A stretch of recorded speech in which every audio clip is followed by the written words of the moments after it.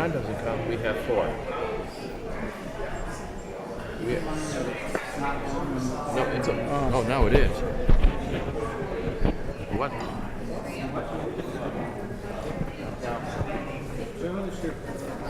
Oh, good. So we'll have 5. Good. I don't want any more.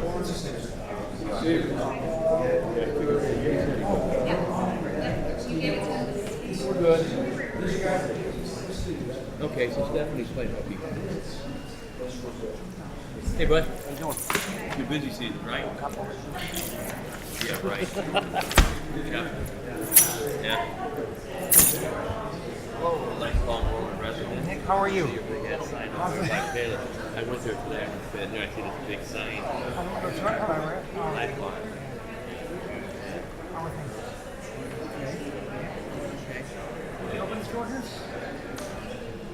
Patrick, you want to go for a swim? Hey, related question. Did you find it all? Yeah. No, I'm not. It is. I was reading here from the Hall of Banks. I don't want to question the bond bank, for instance. The loans they use, if I'm pronouncing it right. Yeah. And do you make many loans like that? Enough. Do a lot? Majority? They're asking for it a lot. Are they really? More than ever before. You know, the thing is, it's just a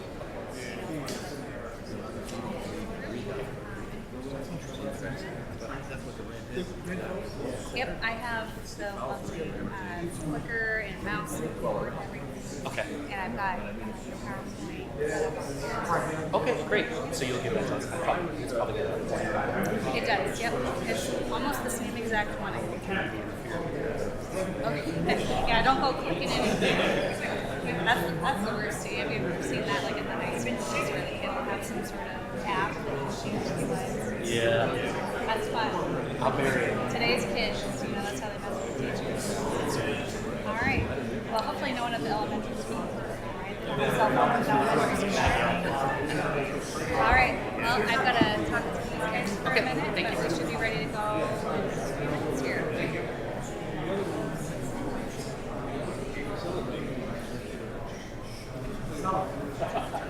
Right?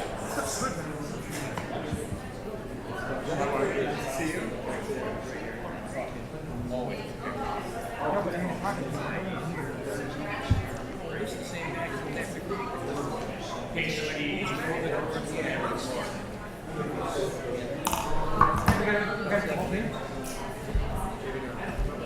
I do.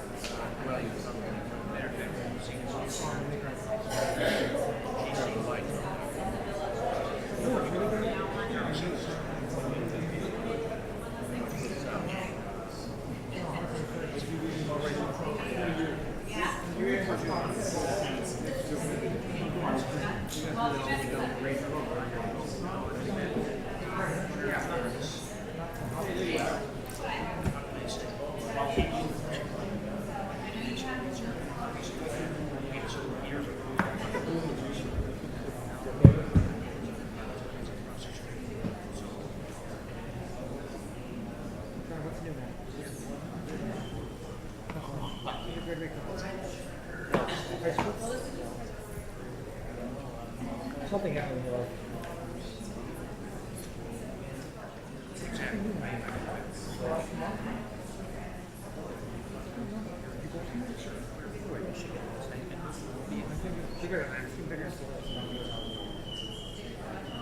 Oh yeah. Okay.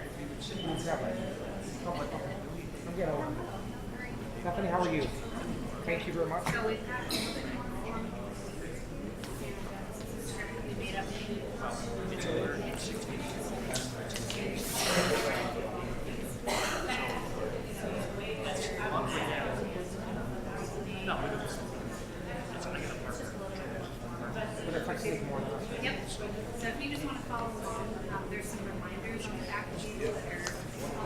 We received these, I think, yeah.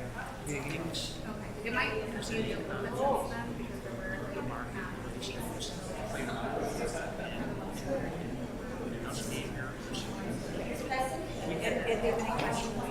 Thank you.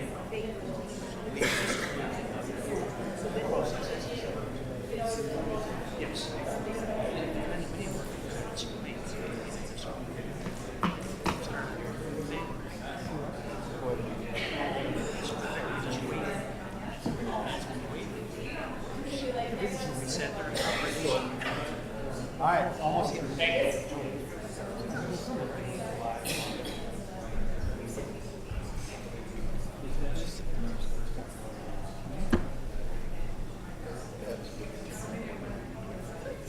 Because this way they don't have to hold it back. Spot.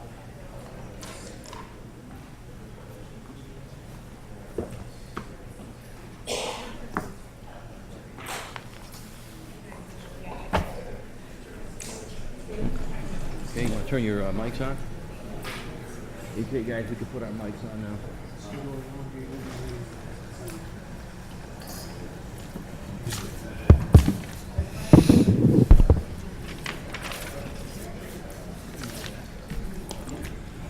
Good evening, everybody.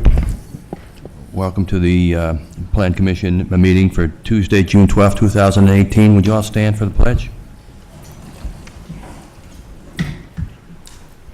I pledge allegiance to the flag of the United States of America and to the republic for which it stands, one nation, under God, indivisible, with liberty and justice for all.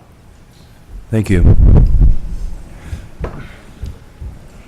Just a quick reminder, if anybody has a cell phone out there, if you'd kindly remember to just put it on vibrate or turn it off. Thank you.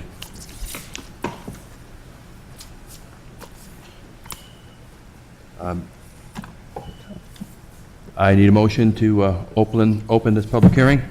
So moved. Second. Motion by Commissioner Aubin, second by Commissioner Paul. All in favor? Aye. Aye.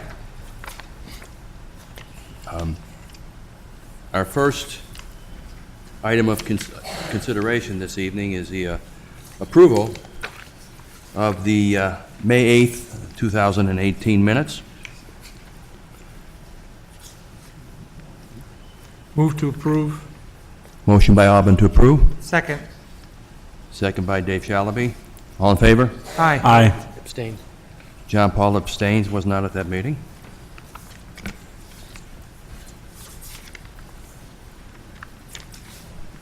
Our first item on public hearings is item number 2018-0216, the Cruise Education Center.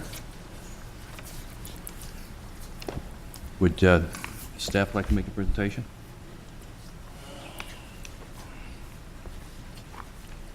They want you to do this. By the way, if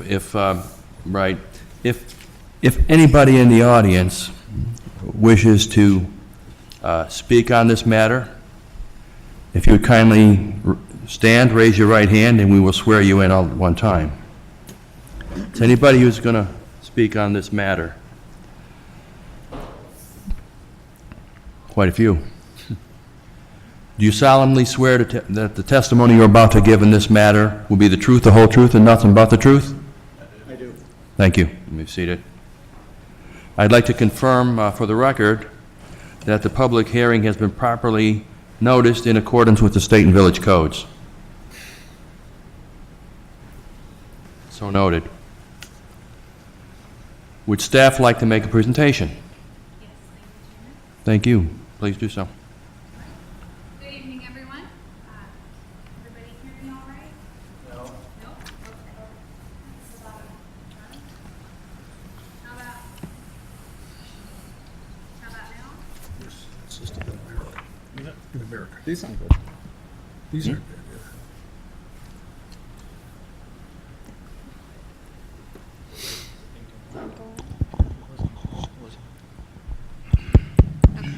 This one's on now.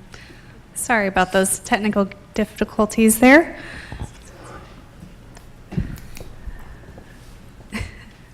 Okay.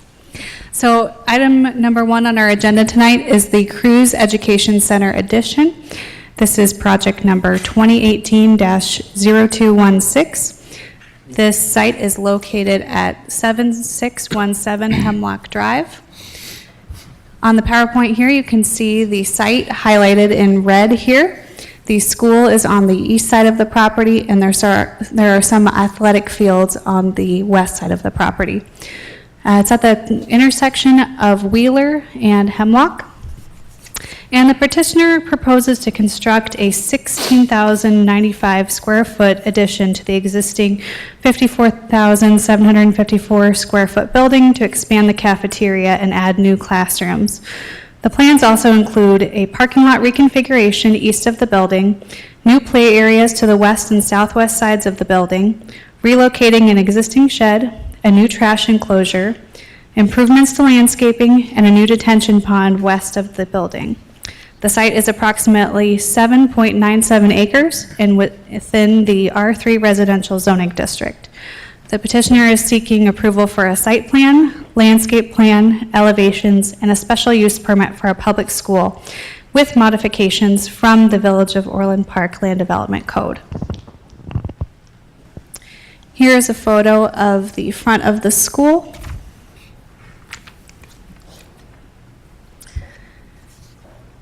And as I mentioned, it is at 7617 Hemlock Drive.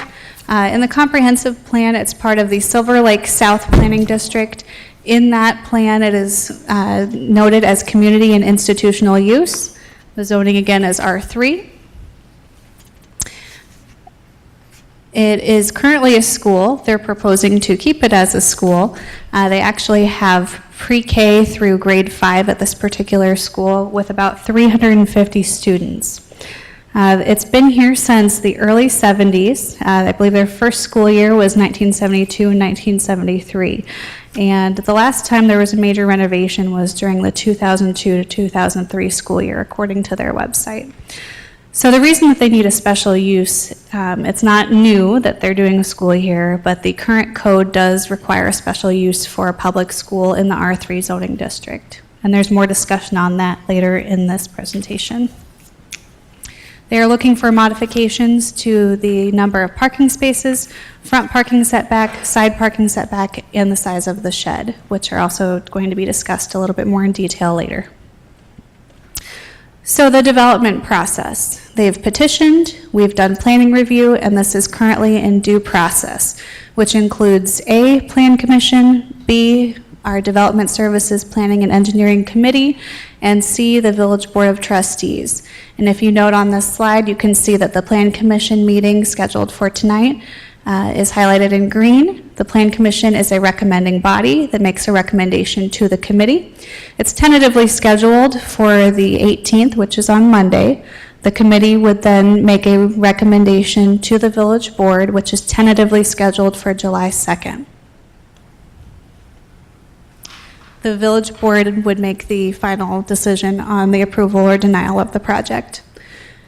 Following the due process, you can see that there are plan and agreement approvals, authorizations and building permits, construction and inspections, and final closeout. Here are some photos of the site. So again, this is the front of the school building. This is looking southeast to what we call the east buffer yard. You can see the single-family residential homes that abut it to the east here. This is looking sort of to the southeast side of the building, and there's currently a mobile classroom trailer here taking up some of the parking lot. So the need for the additional classrooms is something that they are proposing to mitigate with this proposed addition because they will be adding classrooms and no longer need this particular trailer. They will instead be able to utilize the parking lot again and use this zone of the building for pickup and drop off. Here's the southwest facing side. And going around the back of the building here, this is the existing playground. This is essentially where the addition will be located, is on top of this particular playground. There's another vantage point looking northwest toward that back of the building. From the other side, looking northeast. This is an existing playground just to the south of where the addition will be, and they will be keeping this particular playground. Here is a baseball field existing off to the west of where the addition will be. This baseball field will be removed as part of this project in order to accommodate stormwater requirements, and a detention pond will be located here. This is looking back up toward the north, toward Hemlock. There is a asphalt playground here as well. This is looking back south at where that pond will be located, and the baseball field will be removed. And here is a look at the surrounding area. So you can see the site here outlined in red. It is zoned R3, and there are single-family homes to the north and east. The green on your screen is open space, and we've got Veterans Park to the west, and baseball fields as part of that park as well to the south here. The other homes in orange are zoned R3 to the south as well on the other side of those park areas. As I mentioned before, in the comprehensive plan, it talks about this school being part of the community and institutional portion of the district. And you can see there around it is single-family residential in the yellow and open space and parks in the green. So it is consistent with what we call for in that 2013 comprehensive plan. Here is an image where we took the site plan and we overlaid it on the aerial image so you can see sort of what is going to be happening here. And let me zoom in on that a little bit for you. So you can see the pond is that blue shape to the southwest side of the building. And the new addition is what you see in brown. You can also see off to the east side of the building, along the right side of the screen, is the parking lot reconfiguration in that sort of gray tone. The proposed circulation plan shows bus traffic with the yellow arrows, so they will just be using sort of that northwest parking area where you see the yellow arrows. All of the parent traffic or other vehicle traffic will come through where you see those blue arrows. And if you notice, I tried to add a little bit darker blue arrows there too, so you could see there's actually sort of two different loops that they can go through in that particular area. The orange strips that you see are employee parking or staff parking. And if you look back by the bus traffic area, it's visitor and staff parking, so it's green and orange to signify those different types of parkers there.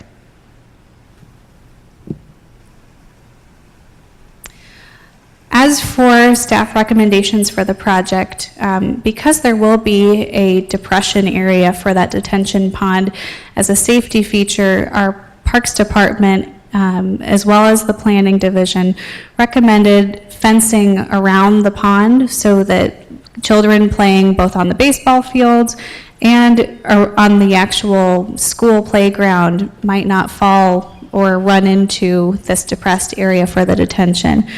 We have asked the school district and the petitioner for split rail fencing around the pond, as well as some netting where you see that red line there along the third base line to protect fly balls from going into the pond area. Another thing that staff asked of the petitioner is the potential for athletic parking to use the school parking lot, and the school district did note that that tends to occur already, and that's something that they were open to. However, the fencing and netting has not been agreed upon at this point. Here's an example of the netting at Schussler Park and an example of split rail fencing. Here is the proposed elevation for the building. And they're proposing to use kind of a modern look, but still complement the existing materials of the building. So you can see they're using brick, some aluminum, large windows, and staying consistent with the tones and colors used on the rest of the building. So now I'd like to go through very quickly and mention the standards for a special use. As I mentioned earlier, they're requesting the special use permit for a public school. When we reviewed the project, we could not locate a previous special use, so because we didn't have something on file, in order to make it conform with the current code and be a completely legal use, we'd like to take this opportunity to formalize that with the special use process.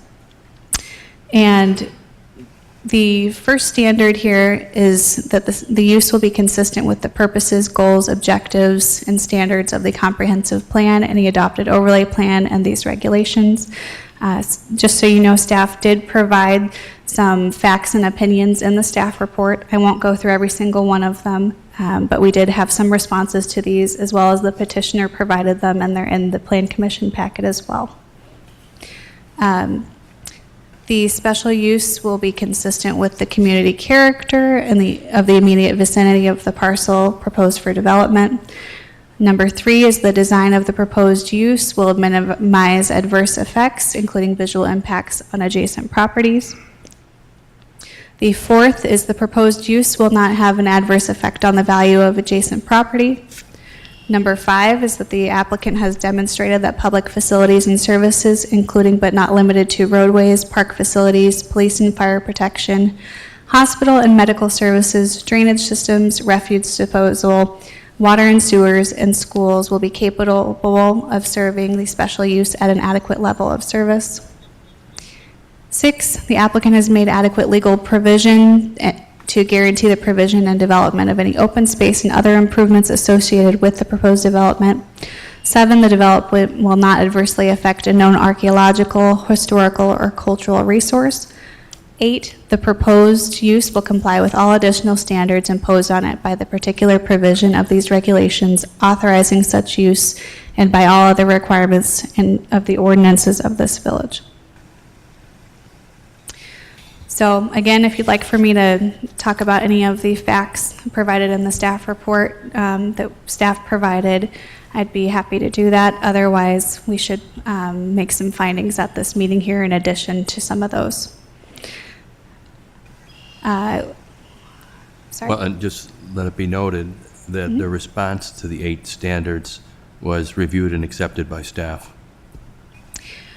We did review and we looked at what they provided. I don't have any issues with them, but we did provide our own facts in here as well for your consideration. Yeah, thank you. Yep. Modifications really quickly. There are a few modifications they're requesting. Some of these are for existing conditions and some are related to the changes that they're making for the project. So again, to make sure that the site comes into full conformance with the village codes, we are looking at these modifications. So number 1 is the number of parking spaces. So the code requires 40 spaces for the site. 40 is actually not adequate for the needs of the site. So they're requesting 50 additional spaces, which would bring them to a total of 90 spaces. Now, I believe they have 91 spaces on the property currently. They will lose 1 parking space with the reconfiguration they're proposing, but in all reality, the trailer is taking up some of those spaces right now anyway, so this will be an improvement to the current situation on the property as far as parking goes. So with the additional parking, they'll be able to serve the needs of the 87 faculty members they have at the site, as well as the visitors they have that come on site. And they also have special events, sometimes after school hours, that requires a lot of parking as well. So if they do get this modification for the additional parking, it will potentially limit the amount of parking on street and traffic issues that may occur with that type of parking arrangement.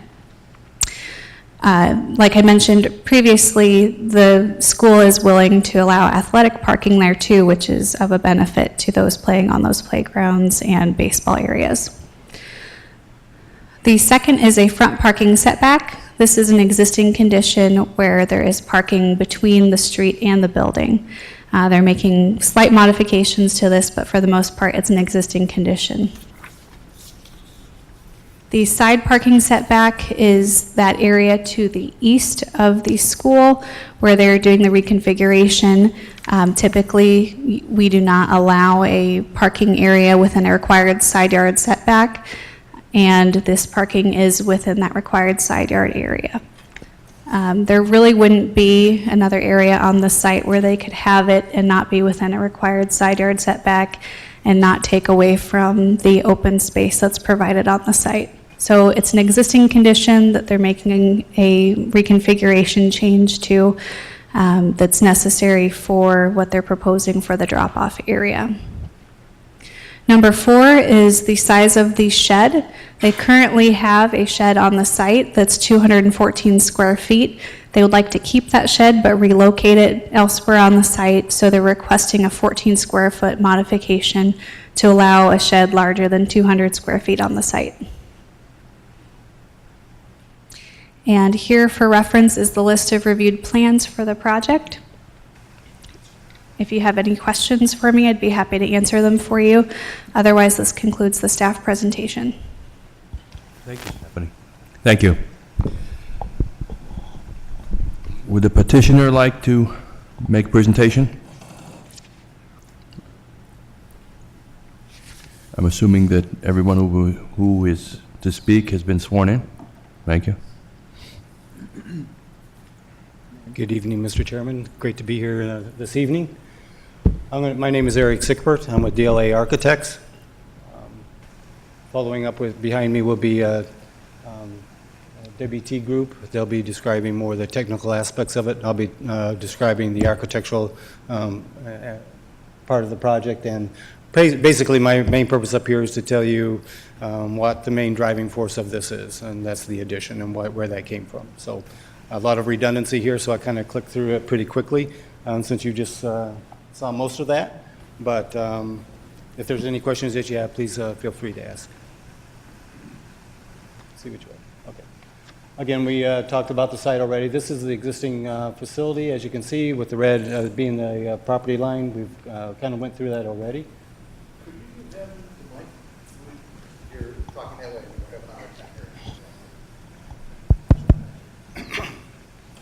Is this better? Great, thanks. As already presented, this is the existing site with the red property line, and that's the existing building with the gray roof. Existing parking lots are located on the east or the north side of the property, and also on the northwest or northeast part of the corner of the property. And a little bit of asphalt are located on the east side of the property, which we're going to be modifying to accommodate some of the turnaround and bringing in the drop-off area for the school.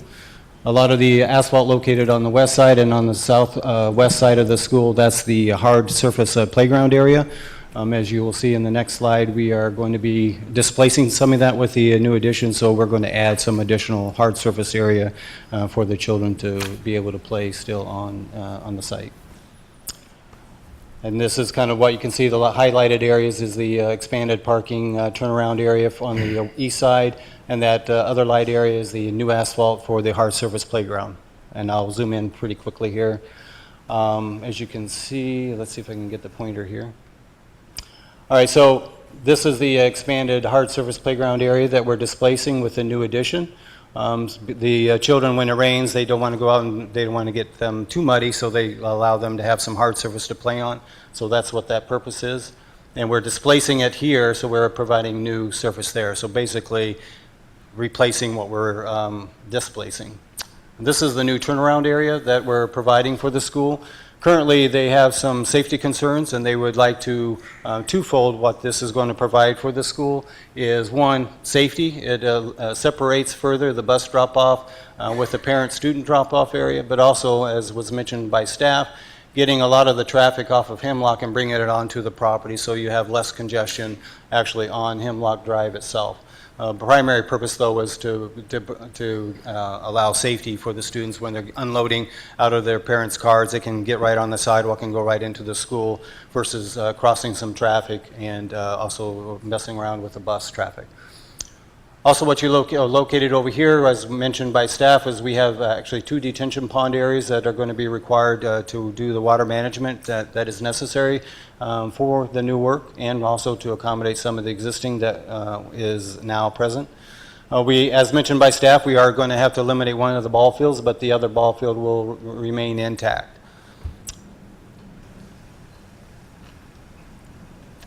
Next slide is showing the existing building in gray with the orange color showing the new addition. When we were moving into the process of that, the main driving force of this whole project is that the district decided to go to a full-day kindergarten program district-wide. They currently have 3 elementary schools and 1 middle school. Obviously the 3 elementary schools are the ones that are going to be impacted. Cruz specifically is going to be impacted by needing 4 additional kindergarten rooms, and that is the main driving force of this. Basically what they have now is half-day kindergarten, so basically they're doubling it up because the kids now will be staying on campus, and then the afternoon kids are going to need a place, and they're going to be full day as well. So one, that the traffic is going to actually be minimized because you don't have that noon changeover from the morning kids to the afternoon kids, because they're going to be staying on campus the entire school period. But obviously we needed more classroom space to accommodate that double loaded. So, what you see here is the 4 additional kindergarten classrooms that are being added.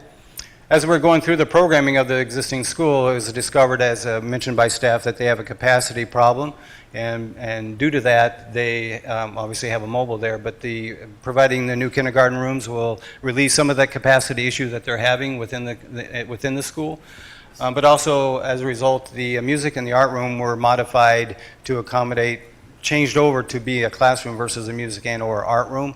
And so they thought they would take an economy of scales when the addition of the classrooms being done, let's add an art room and a music room that actually accommodates those particular functions. So on the west side of the addition, we have a music and an art room being added on. On top of that, we have the current school has an existing gymnasium and cafeteria combination.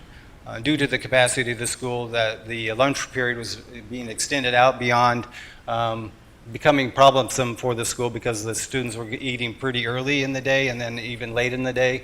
And so to try to relieve that issue, and also trying to coordinate PE time in that room and the lunch period, they decided to go with a new cafeteria as well, and that is located here. And that relieves this part of the building, the existing gymnasium, to be just a gym and PE space, while this can be utilized for their lunch, and when not being used by lunch, it can be used for multi-purpose. And as mentioned before, the existing building is 54,754 square feet. New addition is going to be 16,095 square feet for a total of 70,894 square feet. Exterior, as mentioned by staff, we are maintaining the existing appearance of the building, which is masonry and going to match the existing brick that's there. As you can see, this is the existing color, and these are, as you saw in the more blown up pictures that are in your packet, the brick that we're going to be using is the same color. We are using the same bronze trimming accents as well, as you'll see on the existing building.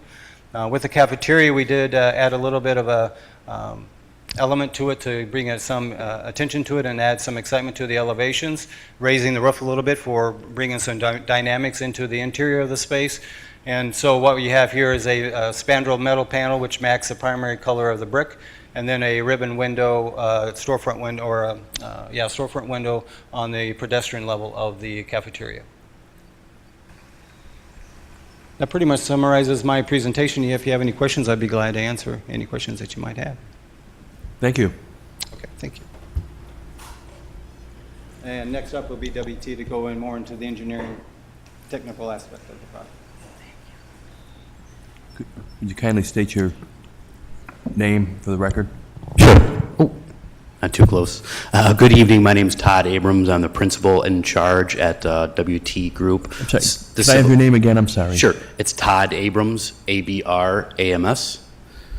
And I am the principal in charge of the civil engineering group at WT Group. Just be briefly describing some of the proposed site engineering involved with the project, and also briefly run through some of the items that Stephanie has already talked about. So I'll try to keep it brief. First slide here, which Stephanie already touched on, in her presentation are the four special use modifications being requested. Number one being the number of parking spaces. The special use modification is requesting an additional 40 parking spaces above the 50 that would typically be required. As Stephanie mentioned previously, there are currently 91 parking spaces on site. Existing site currently has 87 employees that work at the building. So, the school district definitely feels that the 91 parking spaces are required.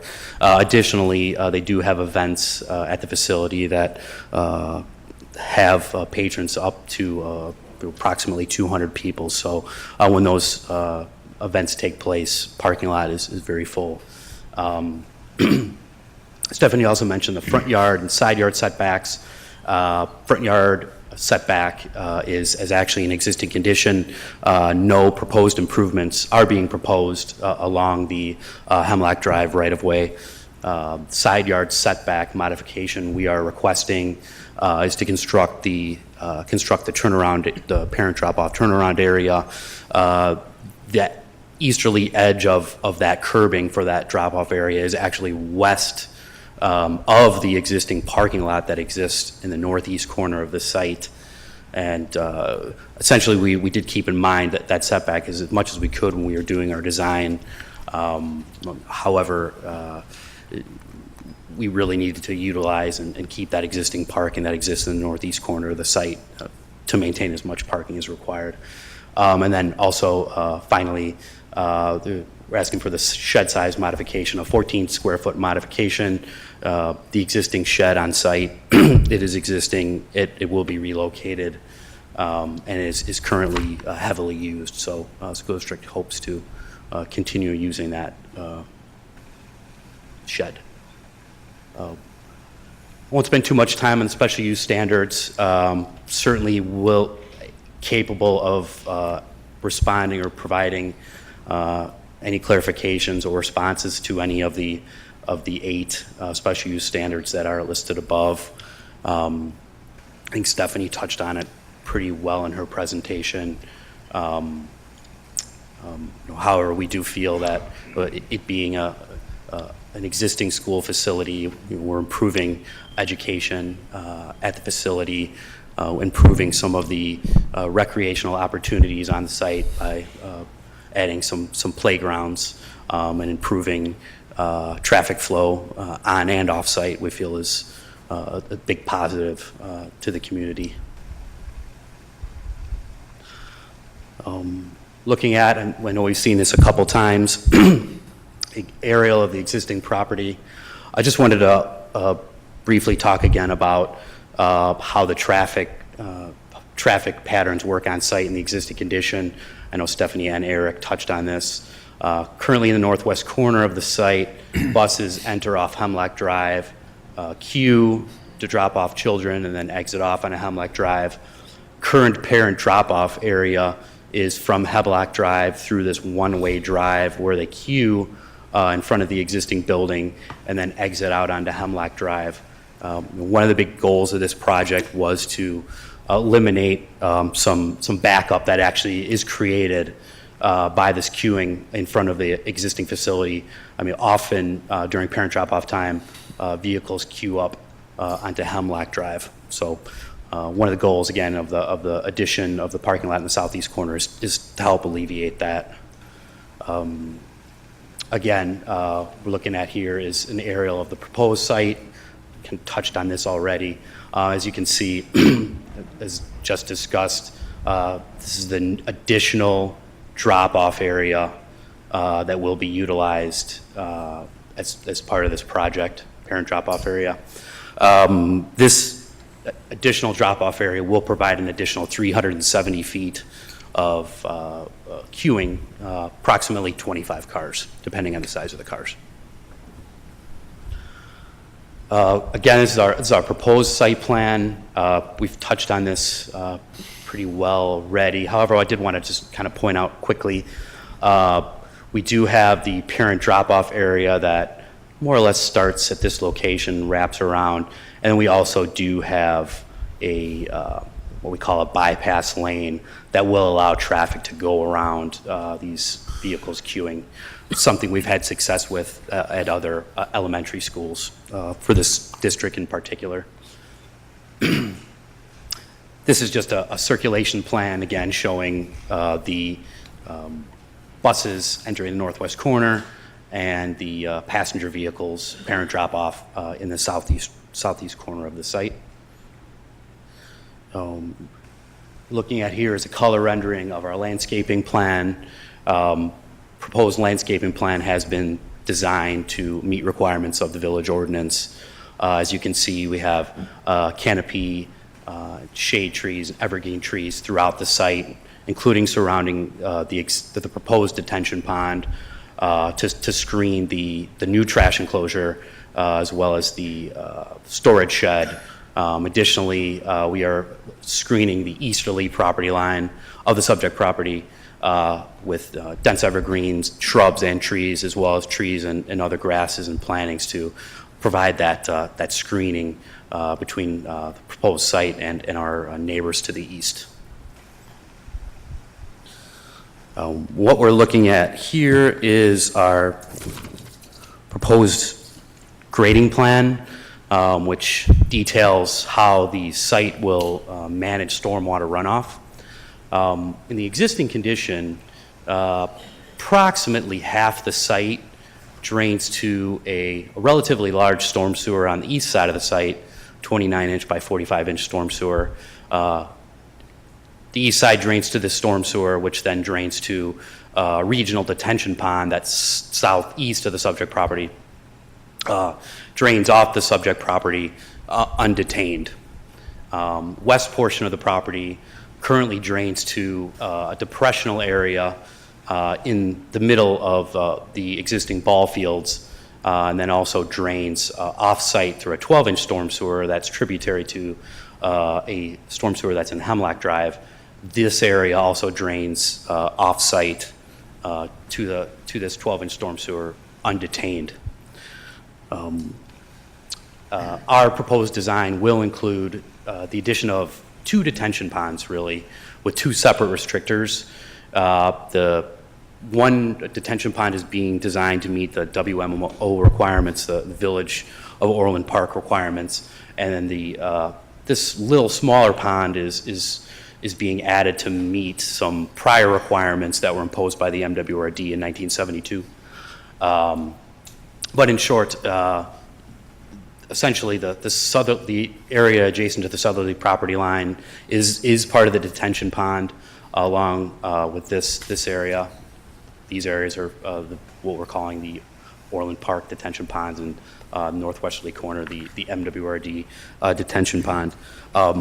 The addition of these ponds will have a positive impact, significant positive impact on stormwater runoff from the site.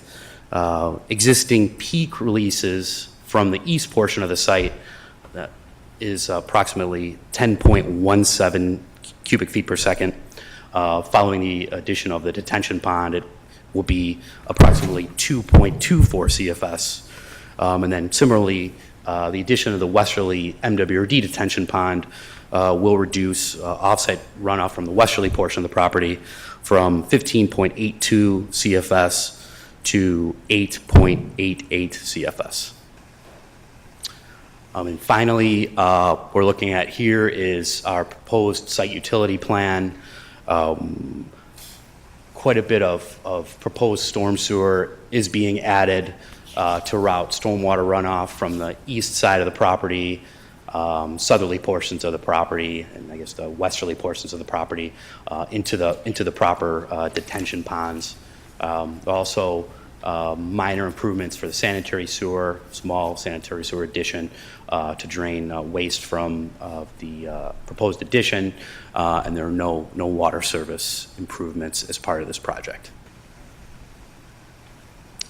That concludes my presentation. Thank you very much. Thank you. At this time, I would ask if there's any interested persons who have any questions or comments? And if you, yes, and would you please step up and if we can, when we step up, if we could try to speak into the microphone, as I could see it's difficult for people in the back of the room sometime to. It to is. hear. Yeah, I saw that, so. Yes. So, My name is Rick Creed. I live 3 doors down from the Cruise School, Rick, how do you spell your last name? CREED, And where do you live? Your address? 7545 Hemlock Drive. Okay. So I'm 3 doors down from Cruise School. Yes, sir. And I've been a resident there for 33 years. And I have a couple of questions. Number one, what is the cost of this building? Anybody? We'll take your questions, and then we will allow the petitioner to address them okay. individually. Secondly, where they're talking about this new turnaround for the parking, obviously I'm well familiar with that space. That's awfully tight for having 2 lanes, and are they going to be coming right up to our property lines to be able to provide this turnaround? Are we going to be losing the sidewalk that is to the east of the school and the west of the residents? And I'd like to also know what is the impact on our taxes for this building? Because we're right now paying, I think it's 71 or 72% of our taxes go to the schools. Really doesn't need to go any higher. My youngest is 47, so we don't utilize the school at all and never have.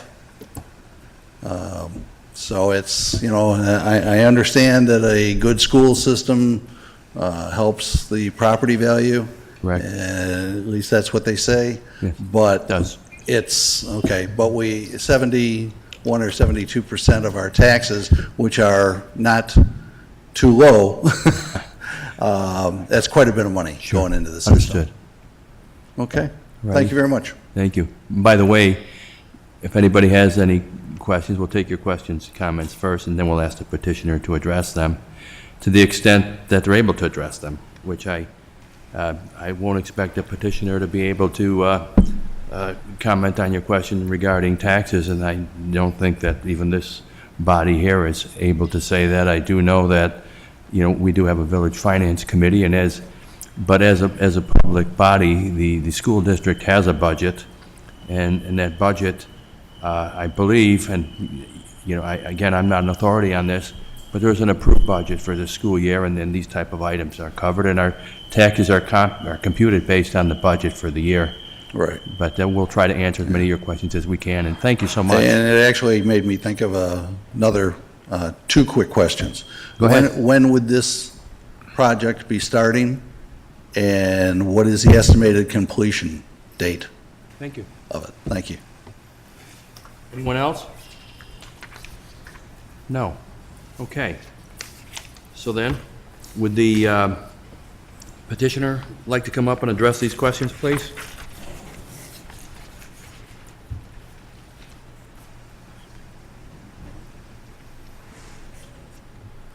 Mr. Abrams? Thank you. I think I can address several of the questions. I believe one of the questions was whether or not the design of the turnaround area is sufficient.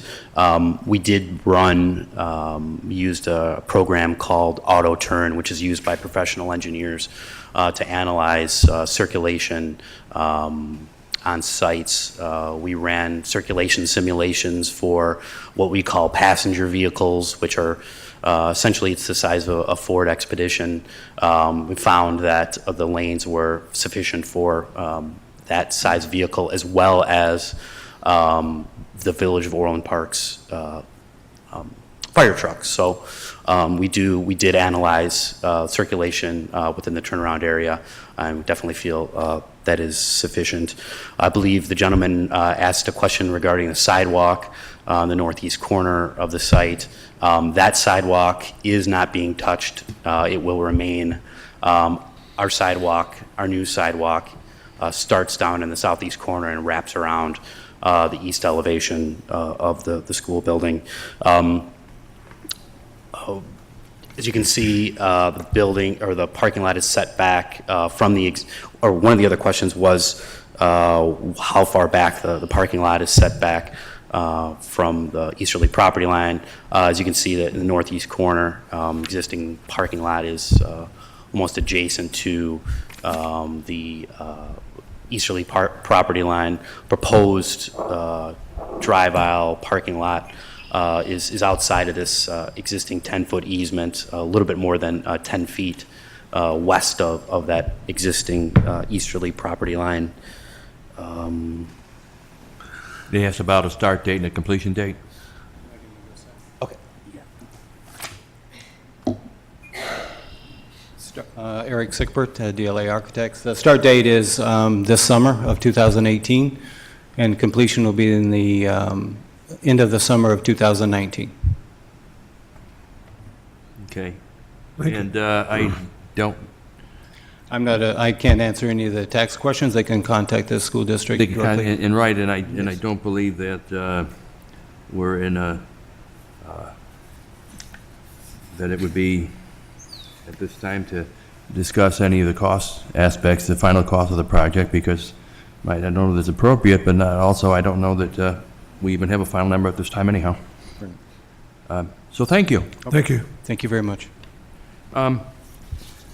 Do any of the commissioners have any questions? Reminding you that I will, before we make a final motion, I will poll each of the commissioners again for their, comments and opinions, but any specific questions at this time prior to that? I have none. I have none. Okay, we don't, nor do I. And is there anybody who, obviously, does anybody have a prepared presentation? I don't think so, but oftentimes, we might have members of the public, they might have a presentation with them, that's been done. And obviously, this is pretty straightforward. And the commissioners, any no final questions? No. So, Yeah, well, yes, please. I have none. No. I have Okay. none. We'll come back to you. And will staff please present the proposed findings of fact?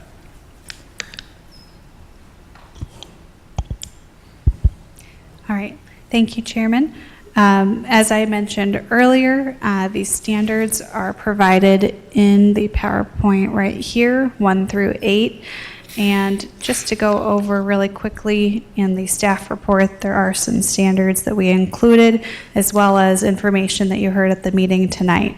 So just really quickly for number 1, the land use does meet the vision of community and institutional within the comprehensive plan. It meets the village's land development code except for the 4 modifications that we discussed. For number 2, the land use has been in existence for over 45 years, and the addition to the school will allow the school to meet the needs of the surrounding community by providing additional classrooms and cafeteria space. For number 3, the land use, again, has been in existence for over 45 years, and the addition at the rear of the existing building will create visual changes for the properties to the east, west, and south. The architecture of the building is similar to the existing building and utilizes the same materials and color palette. The petitioner proposes additional landscaping throughout the site to enhance the aesthetics and meet applicable village codes. And for the record, I do want to mention that they do have preliminary landscape approval as well as preliminary engineering approval. I Thank you. don't think I mentioned that earlier in the presentation. For number 4, in the report, we do not have an expert opinion on this particular standard. The petitioner did provide evidence in their packet regarding this particular standard for a special use. For number 5, staff mentioned that the land use, again, has been in existence for over 45 years. Stormwater improvements are within the scope of the proposed project, and a new trash enclosure is included in the proposed plans. For number 6, open space exists at the west portion of the school property and on the parcel to the south. Additionally, the proposed plans include new outdoor play areas for the students. For number 7, staff does not have an expert opinion on this standard. And for number 8, the petitioner has been consistently willing to work with staff to meet the applicable village codes. Thank you, Ms. Melber. I'd like us to go across our commissioners and any comments they may have. We'll start with Commissioner Shalaby. Thank you, Mr. Chairman. Having served recently on a school board that did a expansion to all-day kindergarten, we found that we had some of the similar challenges here at Orland 135 that you had from an expansion standpoint. So I think that I'm definitely in support of the project. I think it's clear and a positive benefit to the school as well as the community. And there's a definite upgrade to some of the aesthetics that from the current aesthetics that take place. So I think that the project is definitely in my full support. Thank you, Mr. Chairman. Thank you. Commissioner Paul. Thank you, Mr. Chairman. To address the question that this gentleman had about the cost and the taxes, again, I also was on 135 at one point. That's a school district thing. It's a separate government unit. The taxes and how that's going to impact, that's with them. It has nothing to do with the Village of Orland Park, just so you know that. Couple things. You mentioned that there's going to be a net, or it was recommended that there'll be a net. I think that should be a net. Is there a way to make, we can like, do you have a net there? I'm just thinking kids are kids. You hit a baseball near a pond, you're going for it. They're going to go for it and then slip in the pond and. Would the petitioner like to respond? Mr. Chairman, our response to that is that it is primarily going to be a dry bottom. There's not going to be standing water in the pond, so there should be we don't see any immediate danger for children when the ball's being hit. That's our primary argument to both the netting and the fencing. Okay, I understand. Thank you. Okay. Good question. Okay. And as far as the rest of that goes, the parking, you got to have 90 spots. We have 87 employees. 40 spots, that doesn't even make sense. The way it's configured makes a lot of sense. You're taking most of that traffic off Hemlock, bringing it further in. I think that works out well. The project itself, if you're going to expand to an all-day kindergarten, well, you've got to put people someplace, and you're getting that trailer out of there. That will be gone. You did mention that. So the trailer is going to be gone, so that aesthetically, that's going to look a whole lot nicer anyway. So, yeah, I have no problem with this. I think this is definitely a good idea. Thank you. Mr. Chairman. Commissioner Alvin. Thank you, Mr. Chairman. Very simply, we have preliminary engineering approval, preliminary landscaping approval. We don't get this far without those two approvals. And the conditions that we have here in our motion, the petitioner has not asked or questioned any of them. Full speed ahead. Thank you. Thank you. Commissioner Zamparelli. Thank you, Mr. Chairman. The two things I was going to question, and you already addressed them, was the trash. I noticed that the bins are out now, but you're going to enclose those. And I like the fact that you're going to put landscaping along the homes to the east. You know, right now those fences look a little tired. Cleaning that up a little bit would be a nice addition. So it's got my approval. Thank you. I concur with my commissioners. I have no objections. Yes, sir. So, Chairman Parisi, we like to keep the net recommendation as a condition, but we are willing to work with the petitioner from this point on until it gets to the development review. So at this stage, we like to keep that condition in the petition. You'd like to add it as another? No, it's already in there. If you look at the motions, that condition is a recommendation. It's already to in us. there, and we're going to keep it in there. Thank you. Fencing and netting. It says Got fencing and netting. Got it. Right, Yes. see, we're covered. Thank you. Good. Yeah. Good. Okay. So, we're fine with that. May I have a motion? Mr. Chairman, Commissioner Paul. regarding case number 2018-0216, also known as Cruz Education Center Edition, I move to accept and make findings of fact for a special use as discussed at Plan Commission meeting and within the staff report dated June 12, 2018. And I move, I'm sorry. Have a second? seconded by Commissioner Shalaby. All in favor? Aye. Aye. I move to recommend to the village board approval of a special use permit for a public school and find that the proposed special use meets 8 standards set forth in Section 5-105E of the Land Development Code with the following modifications from the Village of Orland Park Land Development Code. 1, number of parking spaces, Section 6-306B, a 50 parking space modification to allow 90 parking spaces within the site where the parking requirement is 40 spaces. 2, front parking setback, Section 6-306E 7.7.8, modification to allow parking within the setback between the building and the right-of-way.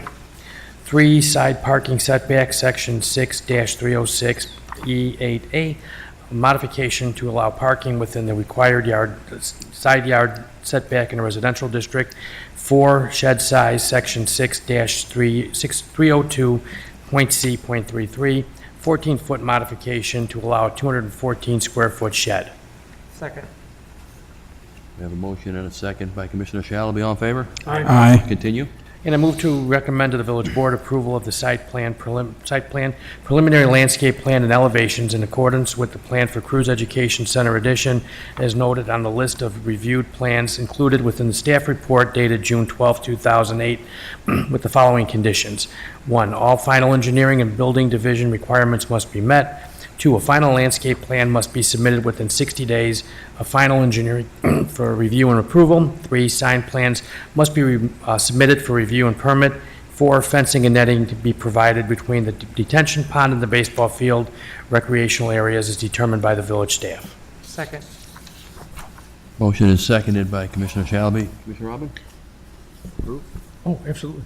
Commissioner Zamparelli? Absolutely. As do I. So the motion carries. This project's tentatively scheduled to go to Development Services Committee on, I believe it was June 22nd? The 18th. June the 18th, and it goes to the board on July the 2nd. This time, I will make a motion to close the public hearing on item number 2018-0216, Cruz Education Center addition. Second? Seconded by Commissioner Robin. Aye. Aye. Aye. Aye. All ayes? Okay. Thank you. And now, excuse me? Yes. Okay.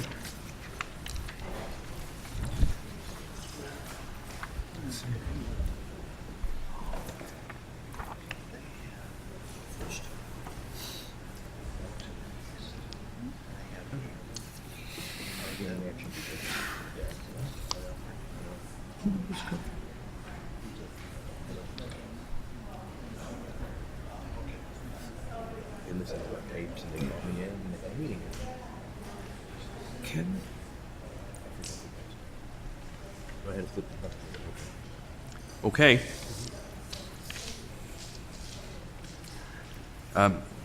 The next item on our agenda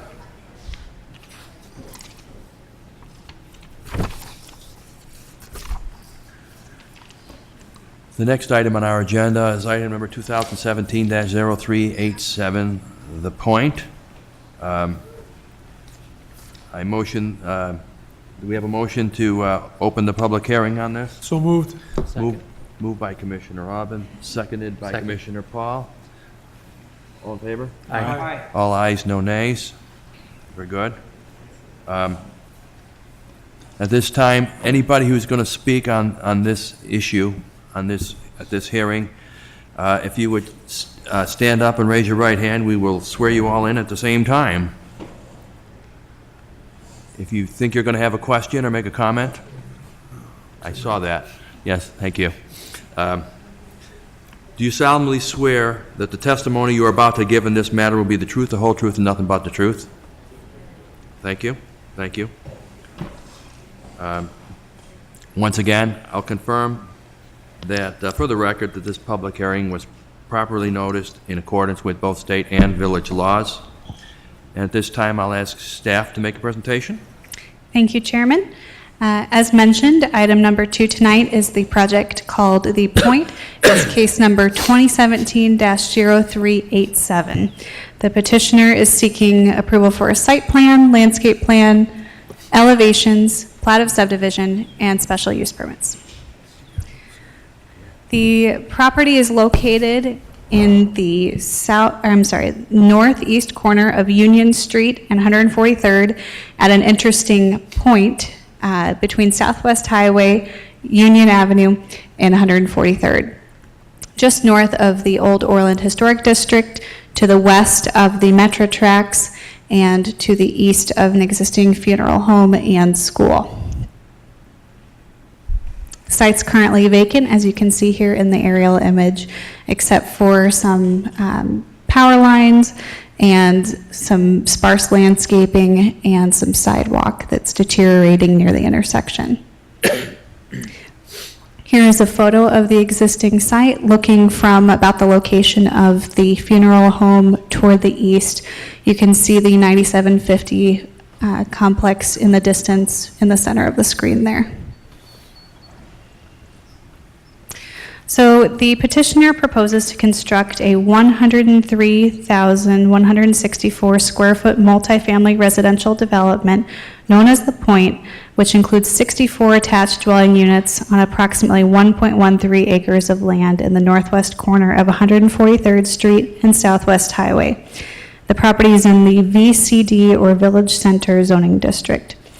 The petitioner again is seeking approval for a site plan, landscape plan, elevations, plat of subdivision, and a special use permit for A, attached dwellings, and B, a building larger than 50,000 square feet in this zoning district. And the project includes modifications from the Land Development Code.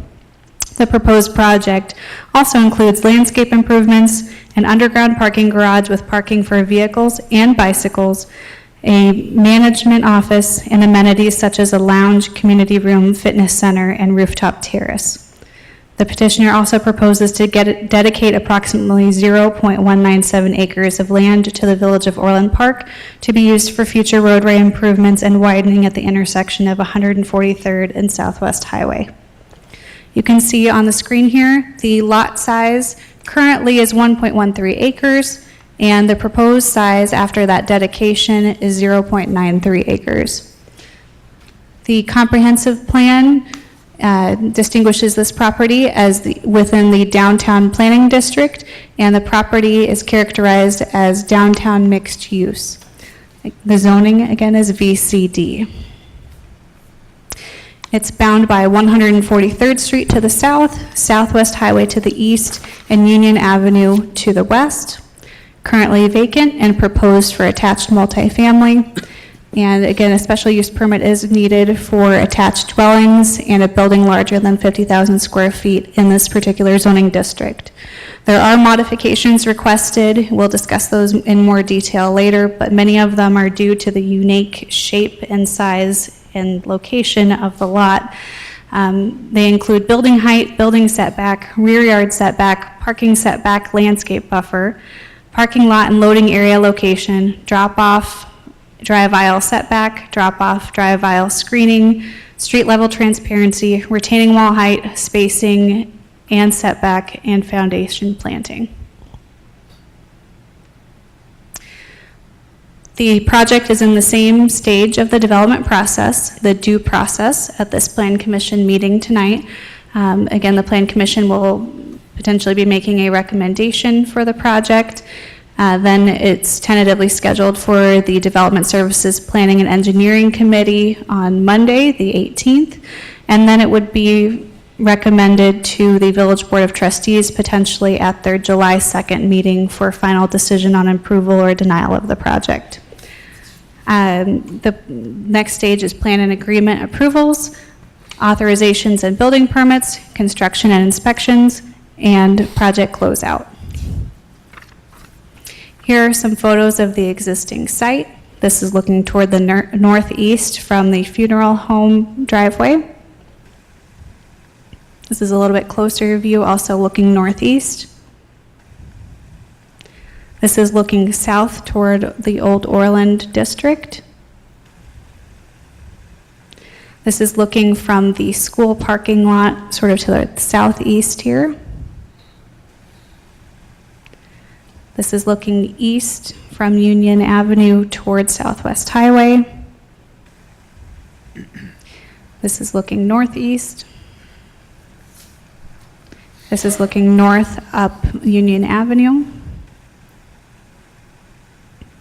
And looking east towards Southwest Highway from Union. And then this is a little bit different vantage point looking from over near the metro station on the east side of the tracks, looking west toward the site. So some quick history. There was actually a project approved back in October 2007 for this particular site by the same petitioner. Oddly enough, there's a strange coincidence that this 2007 project was on the Plan Commission agenda on June 12th, 2007. So 11 years later, we're back in the same spot and looking at a new project. This 2007 project that was approved included some retail on the first floor and 22 residential units in the rest of the building. And here is an excerpt from the elevations for that project. The surrounding area entails VCD zoning to portions of the north, east, and west of the project. There is also R3, which you see in orange, and in a little bit more brown-orange color to the south, you see the Old Orland Historic District on the south side of 143rd. There's also some biz zoning in sort of a light pink off to the left side of this image. The comprehensive plan notes this site as a development opportunity. You can see it here outlined in the bold red. And it talks specifically about this being a downtown mixed use, and that's defined as something providing a diverse mix of uses along compact walkable blocks. And the comprehensive plan does note multifamily residential as an appropriate land use for this designation. You can also see that light blue circle that sort of comes to the outside here, right along here. This circle indicates a 5-minute walk to the train station, which is located right here, the 143rd Street Metro Station. Here is an image of the landscape plan on an aerial, just to give you an idea of what that site layout is proposed to look like. And a little bit closer view of that. So you can see the building has lesser setbacks, which are encouraged by the zoning district, and it does front 3 different roadways, so it's made for a complicated layout without the need for modifications, just due to all that exposure along the roadway. Typically, we don't allow parking and drive aisles between the street and the building. However, there's really only one option, and that would be adjacent to the residential if we were to have any of the drive aisles or parking. And the petitioner felt that the need to buffer the building from the residential was more beneficial for the proposed site plan. You can see foundation planting along that north and south end of the building, as well as within that entry circle that you see on the east side of the building. There's also a striped out area that you see on the plan right here. This is a indicator for where the conceptual plans are for the roadway improvements. So this is the area that the petitioner is dedicating to the village for those improvements right in here. And essentially this would become roadway in the future to reduce this, as we all know, very interesting intersection down to 4 points instead of 5. The petitioner is going to be burying the existing overhead utility lines, which will make a large impact in the aesthetics of the site, although it is vacant currently. So a portion of those improvements will be handled by the village in conjunction with the petitioner, and the village will provide funding for the portions of the burial that cross Union Avenue and cross 143rd Street. The petitioner is also providing the typical ornamental lighting down Union Avenue. Here again is that landscape plan. Again, you can see the different areas where the landscaping is supplied. There's actually quite a bit of a berm here, and the landscaping will be up against the building along the foundation here on these retaining walls in this area off to the northeast corner of the site, screening the garbage enclosure located here. And there are parkway trees planned around the entirety of the right-of-way frontage. You can also see on this plan that the petitioner is providing sidewalk connections. These sidewalks will connect to the north with the previously approved Sertoma project. So there will be a sidewalk connection all the way up Union to that project and down to the intersection.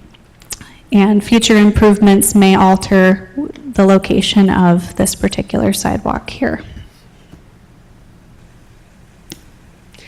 The elevations are a modern look. They are using different brick and also some fiber cement. We have those samples right here. If anyone would like to see them, we can pass them around as well. There is a cream-colored brick with some light spotting to accent the darker colors. Just show that this way here. And to accent that, there is a darker brick with almost a metallic finish and some iron spotting as well. This has more of a texture than the cream-colored brick. The stairways feature a kind of interesting and modern fiber cement panel that I can't pick up at the moment. Thank you, Krishid. So there is sort of a texture in here.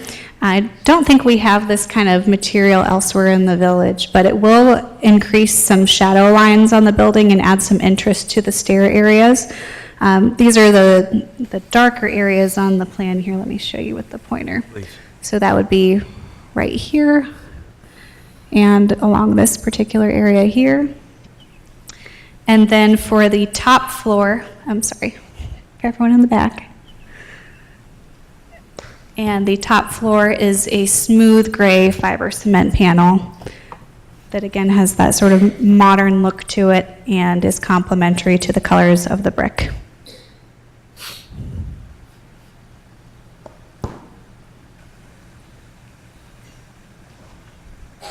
You can see also with the architecture here, there's an interesting canopy feature that juts out in that entry circle. This is the area that the amenity space is housed. They have a lounge, a exercise area, and a rooftop terrace on that, right on the top of that projection.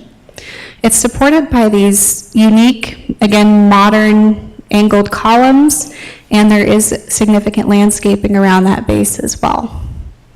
The petitioner also proposes balconies and, excuse me, and each unit will have a balcony.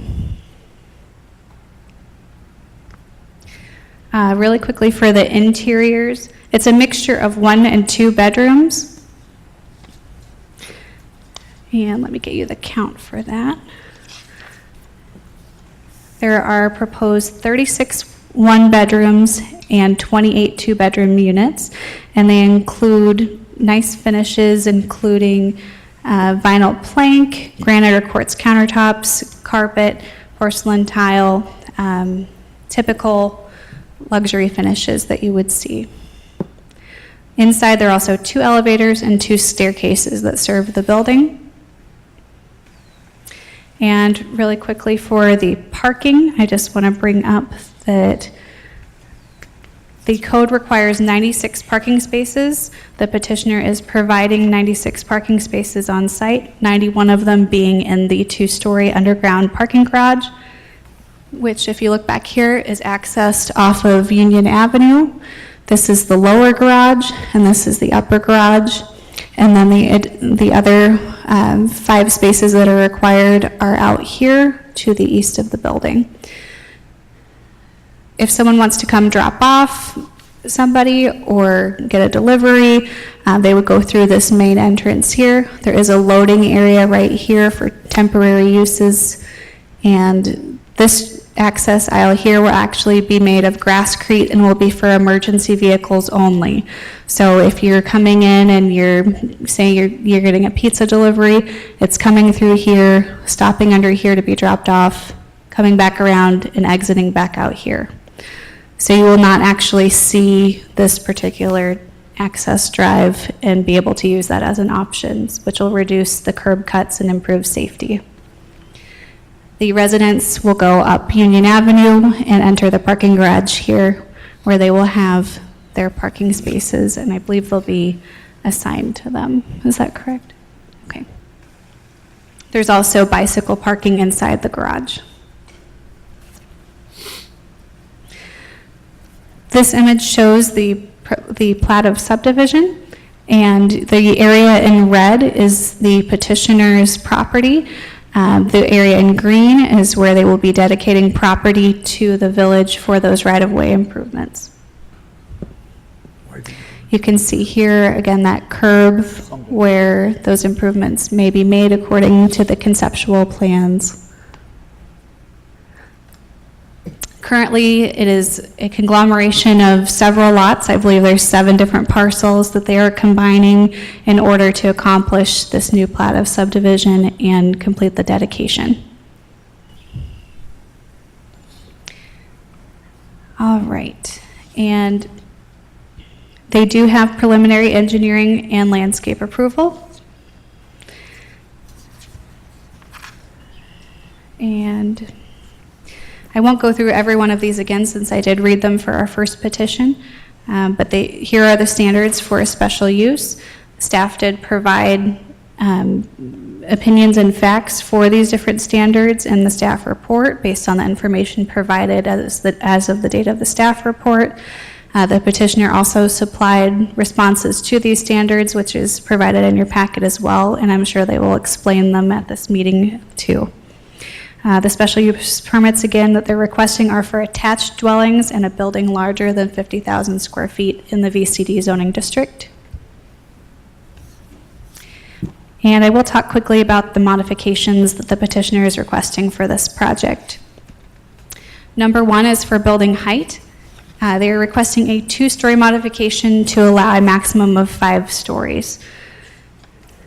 The surrounding properties are primarily 1 story, and so the largest that would be allowed would be 3 stories. Number 2 is building setback. They are looking for a 2-foot 9 3/4 inch modification to allow a 2-foot 2 1/4 inch setback at the southwest corner of the building, and this only applies after the dedication of land at the south portion of the site. So let me show you this one really quickly on our site plan. This is this corner right here. You can see the new property line comes right through here after the dedication, because this portion between here and here will be right-of-way. So this is going to be just a little bit more than 2 feet from the property line at just this corner here.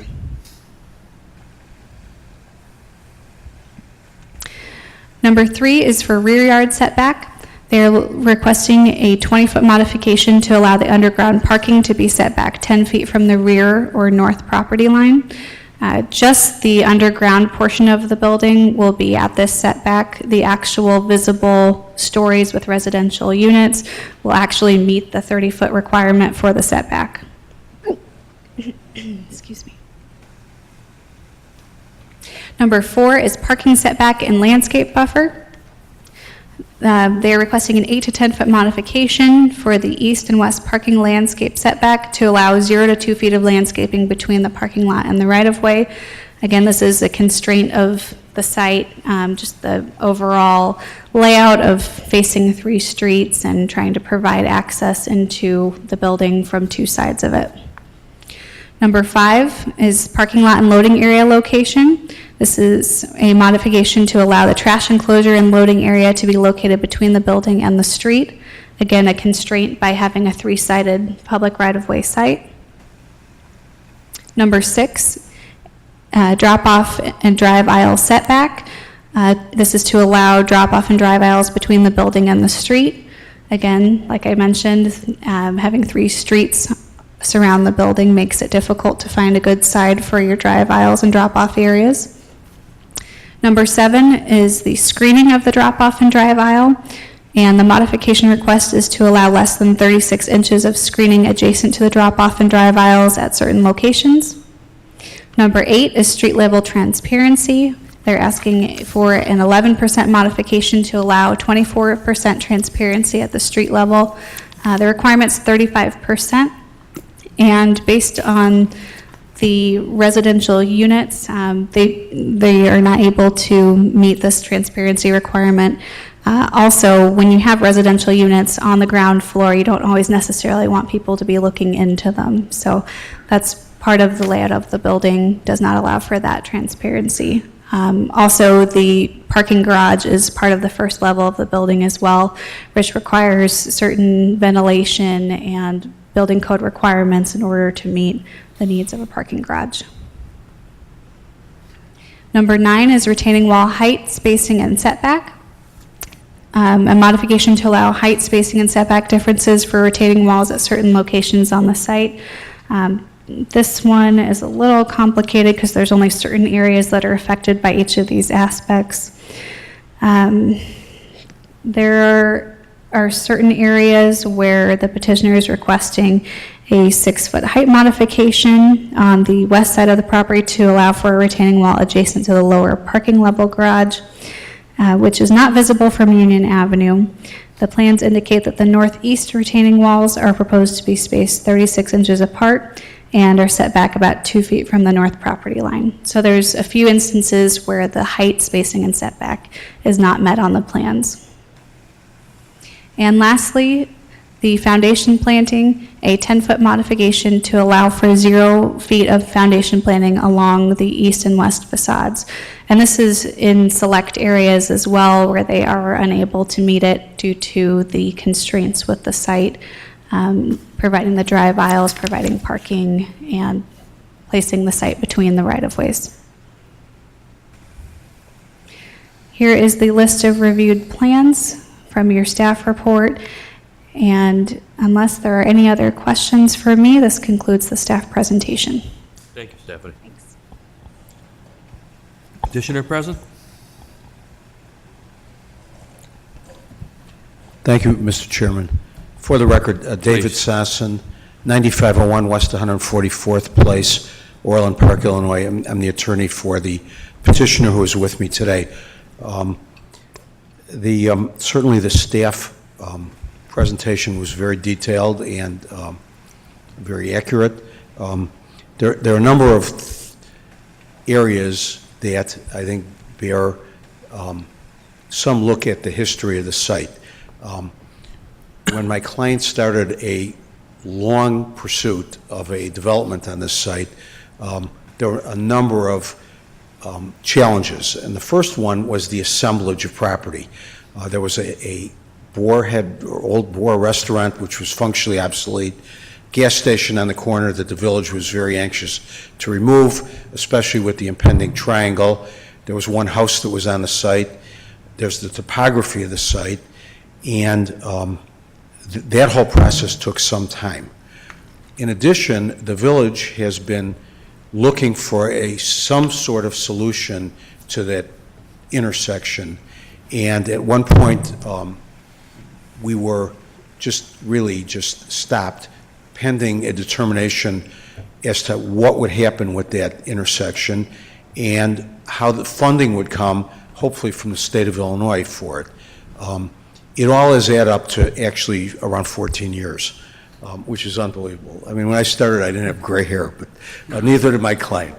But we are very happy to be here tonight. Prior to the hearing, we've of course given notice to numerous surrounding property owners and placed a sign as required, and that's our portion of the due diligence.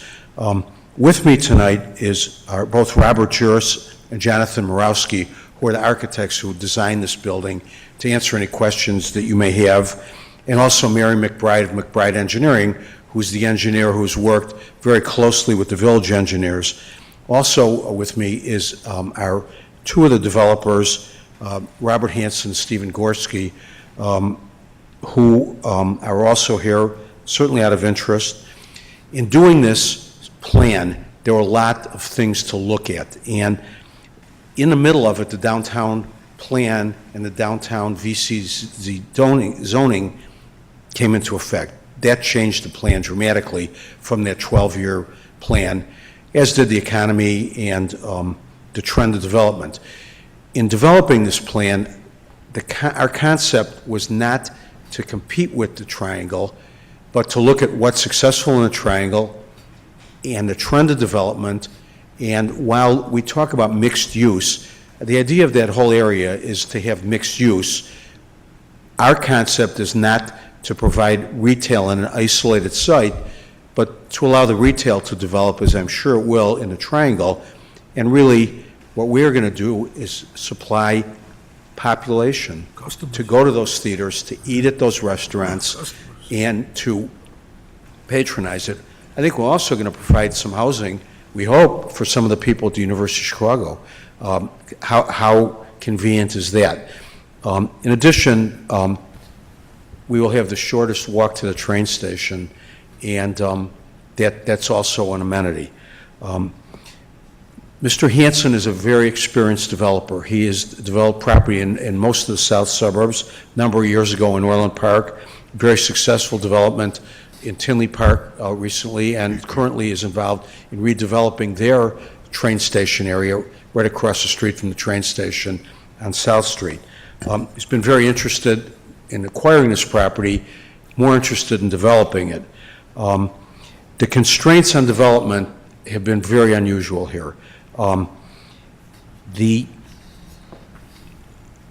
village's desire to remedy the intersection is something we got involved with at an early time until we came up with this solution. And we're very happy to be giving this property to the village. It's not a condition that we have caused like so many, or will cause like so many dedications. It's purely a matter of taking a problem and making it work and continuing our project as well. The staff did talk about many modifications, and it is unusual.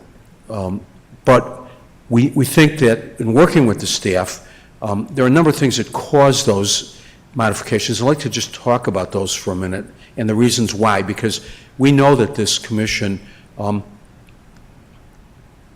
doesn't like any more modifications that are needed, and they are needed here. First of all, the dedication of that property has had a huge impact on the plan. It's a positive for the village, it's a positive for the citizens, it's going to improve the intersection, but it also has tightened the site up dramatically. In working with the staff, our concept was that in making this dedication, we should not be penalized for making the dedication, so we looked at the site as it originally was, and then said, what do you need by way of a dedication? But let us build our building.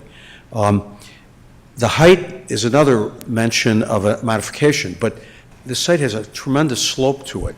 And the way the code reads, there is a measurement, and while it technically may be a two-story modification, it really is not, because the Village Center District contemplates FAR.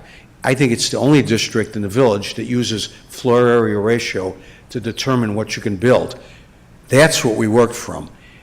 When the code was modified, there were numerous other sections that are impacted, but they don't take into account all the goals and the requirements of the Village Center District. That's what our architects and our engineers have tried to pattern themselves after in doing this plan, which has resulted in the modifications that you're seeing today.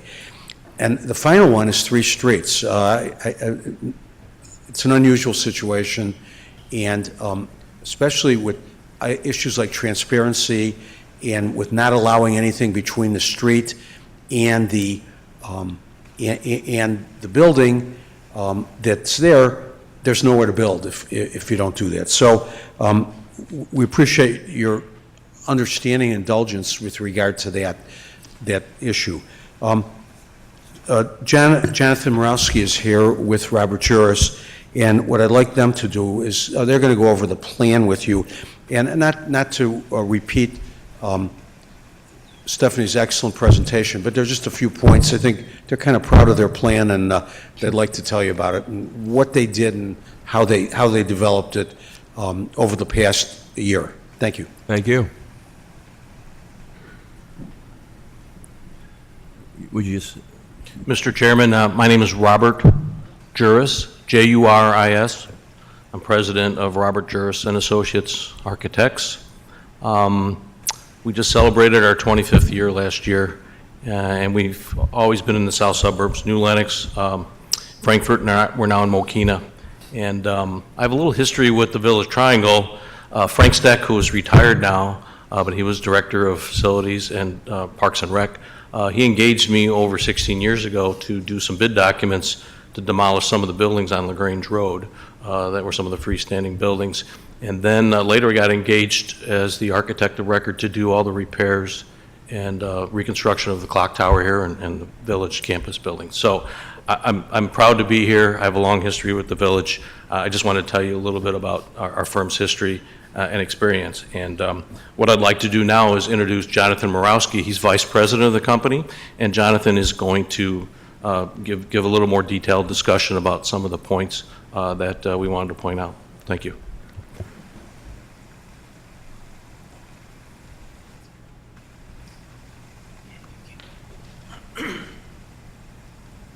Jonathan Morowski? Yes. And you're vice president of City View?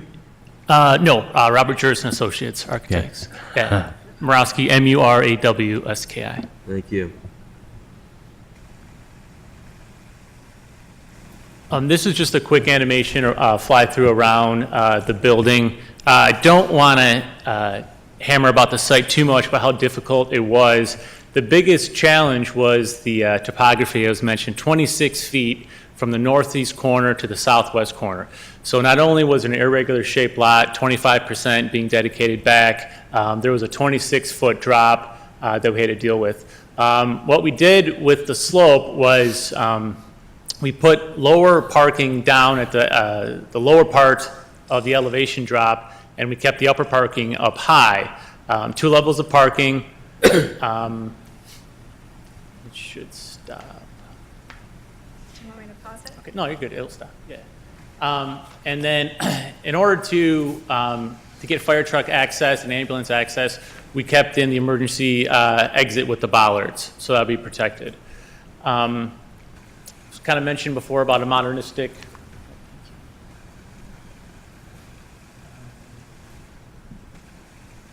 So, on the north end of the lot, there's about a 5-foot berm going from property line all the way up to the building. We heavily landscaped that. That originally was an exterior terrace. After thinking through the project a little bit more, we thought it'd be better to landscape that, not have anybody have barbecues or anybody be rowdy out there. Kept it landscaped. It'll be shrubs, and then if you go to landscape plan, it'll be heavy trees on the north edge there. Modernistic meets simplicity, I guess, if you want to talk about the design a little bit. 4 stories of masonry, CMU bearing on all the outsides of the walls. The top floor would be this fiber cement high density product. And then the vertical stairways, you can see those there. Also high density fiber cement. Interesting about the material is because of the grooves, the shadow lines change throughout the day on how they're installed on the building. So you'll get deep shadow lines as well as shallow shadow lines throughout the day.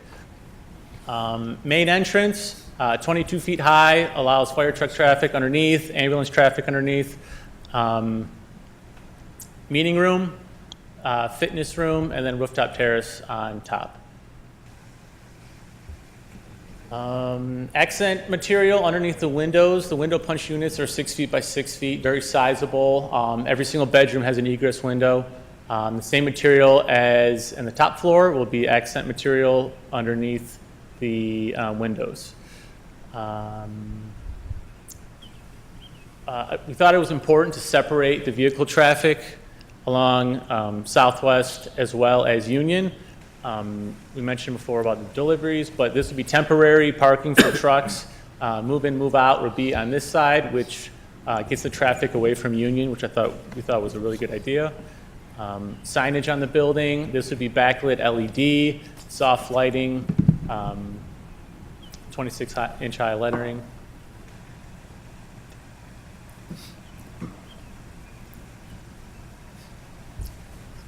Additional aesthetic things that we added, sunshades along the corner over here and here. Those would be pre-finished aluminum, keeping with the gray scheme. Any kind of condensers, any kind of rooftop equipment will be screened along the top.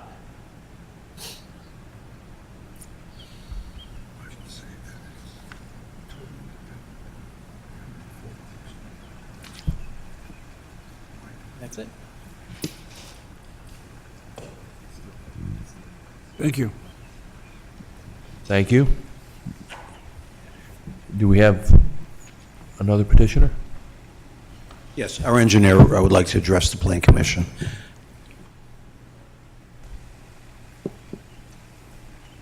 State your name for the record. Yes, my name is Mary McBride. Mary McBride? Yes, President of McBride Engineering and the civil engineer on the project.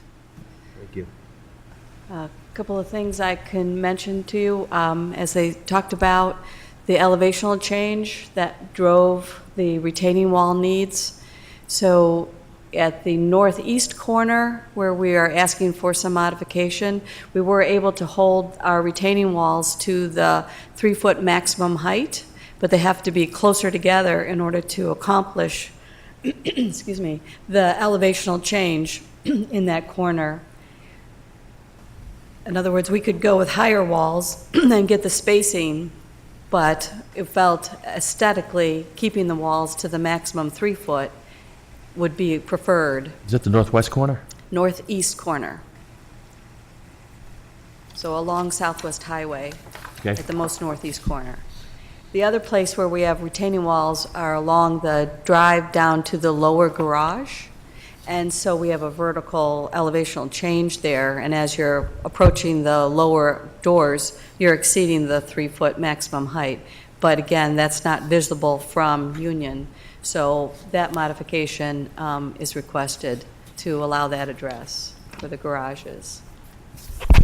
The other thing of note from a civil engineering standpoint is the handling of the stormwater management.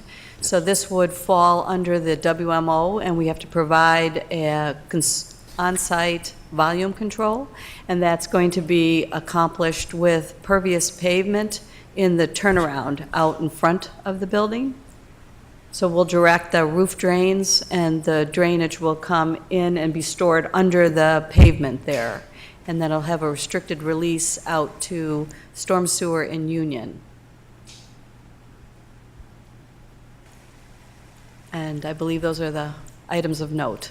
Any questions? Thank you. You're welcome. Mary, would you just address the power lines?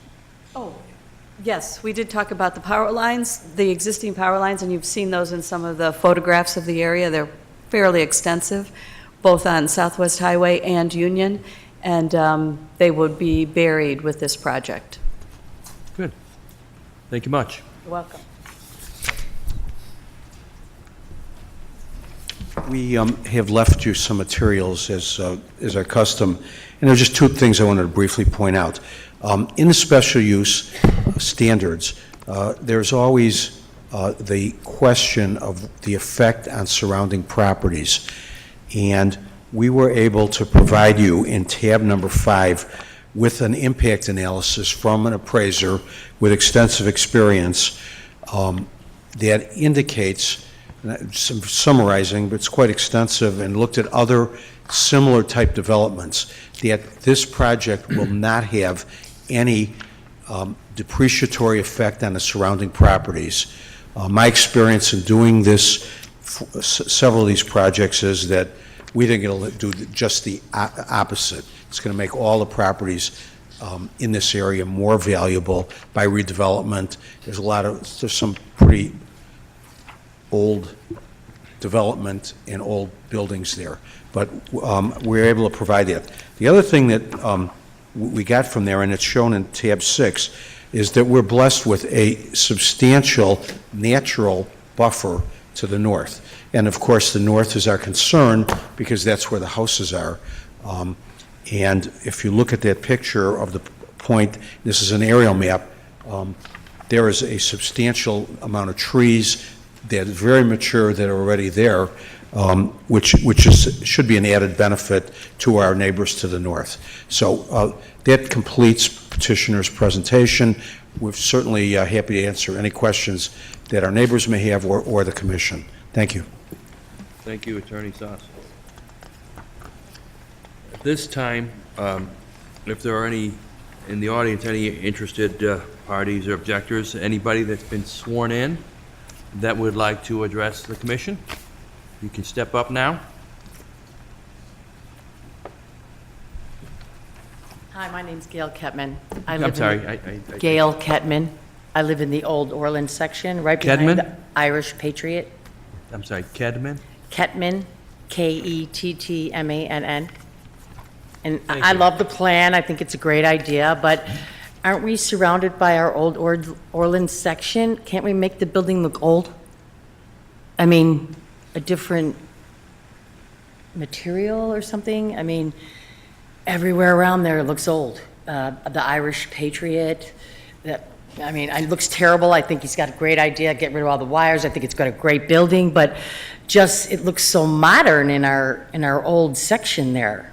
I mean, a lot of the homes there, right behind there, that is our little jewel in our community.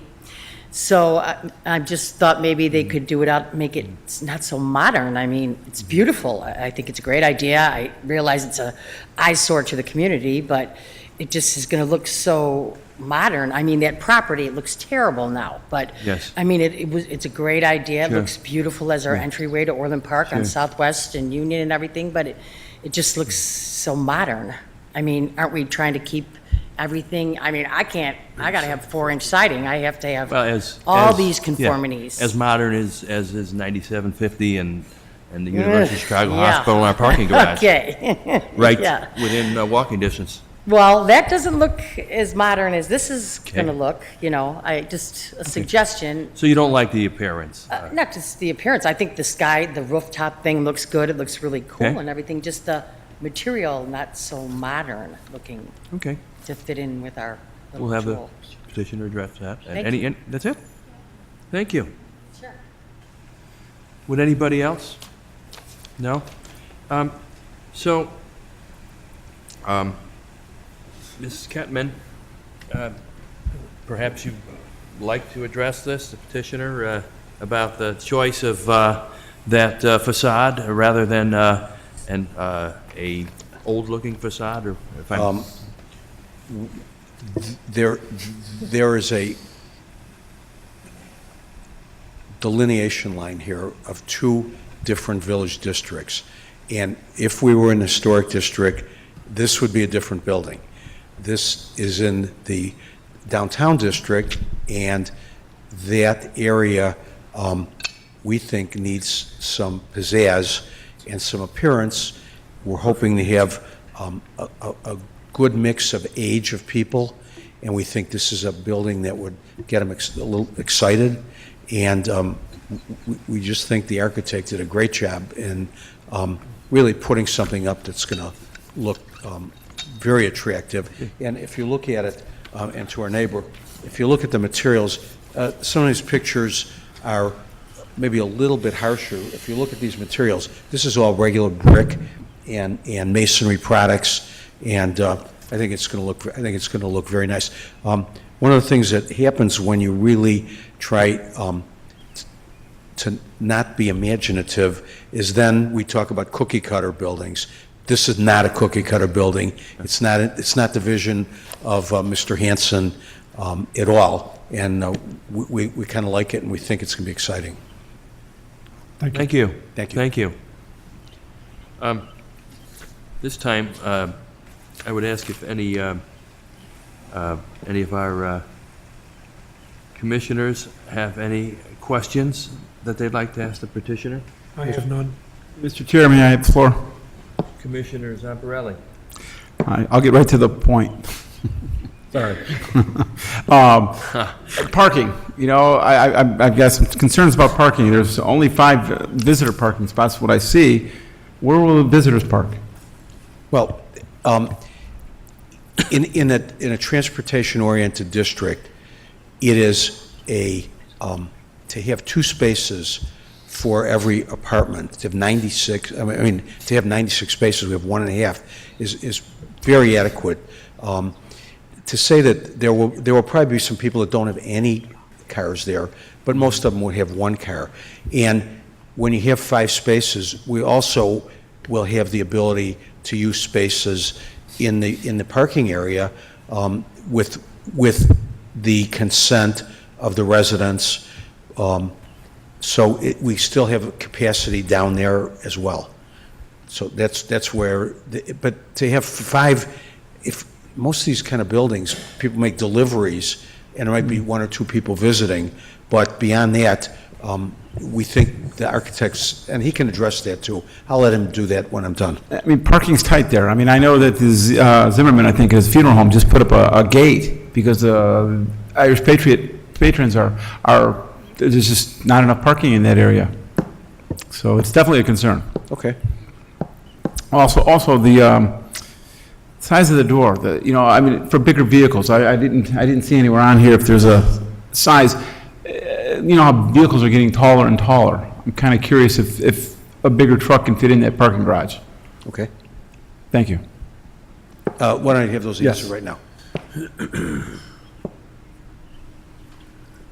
All trucks of all sizes fit in 97. Mr. Morowski? Yes. As far as the parking, the minimum per code with the 25% reduction is 96, so we hit the minimum.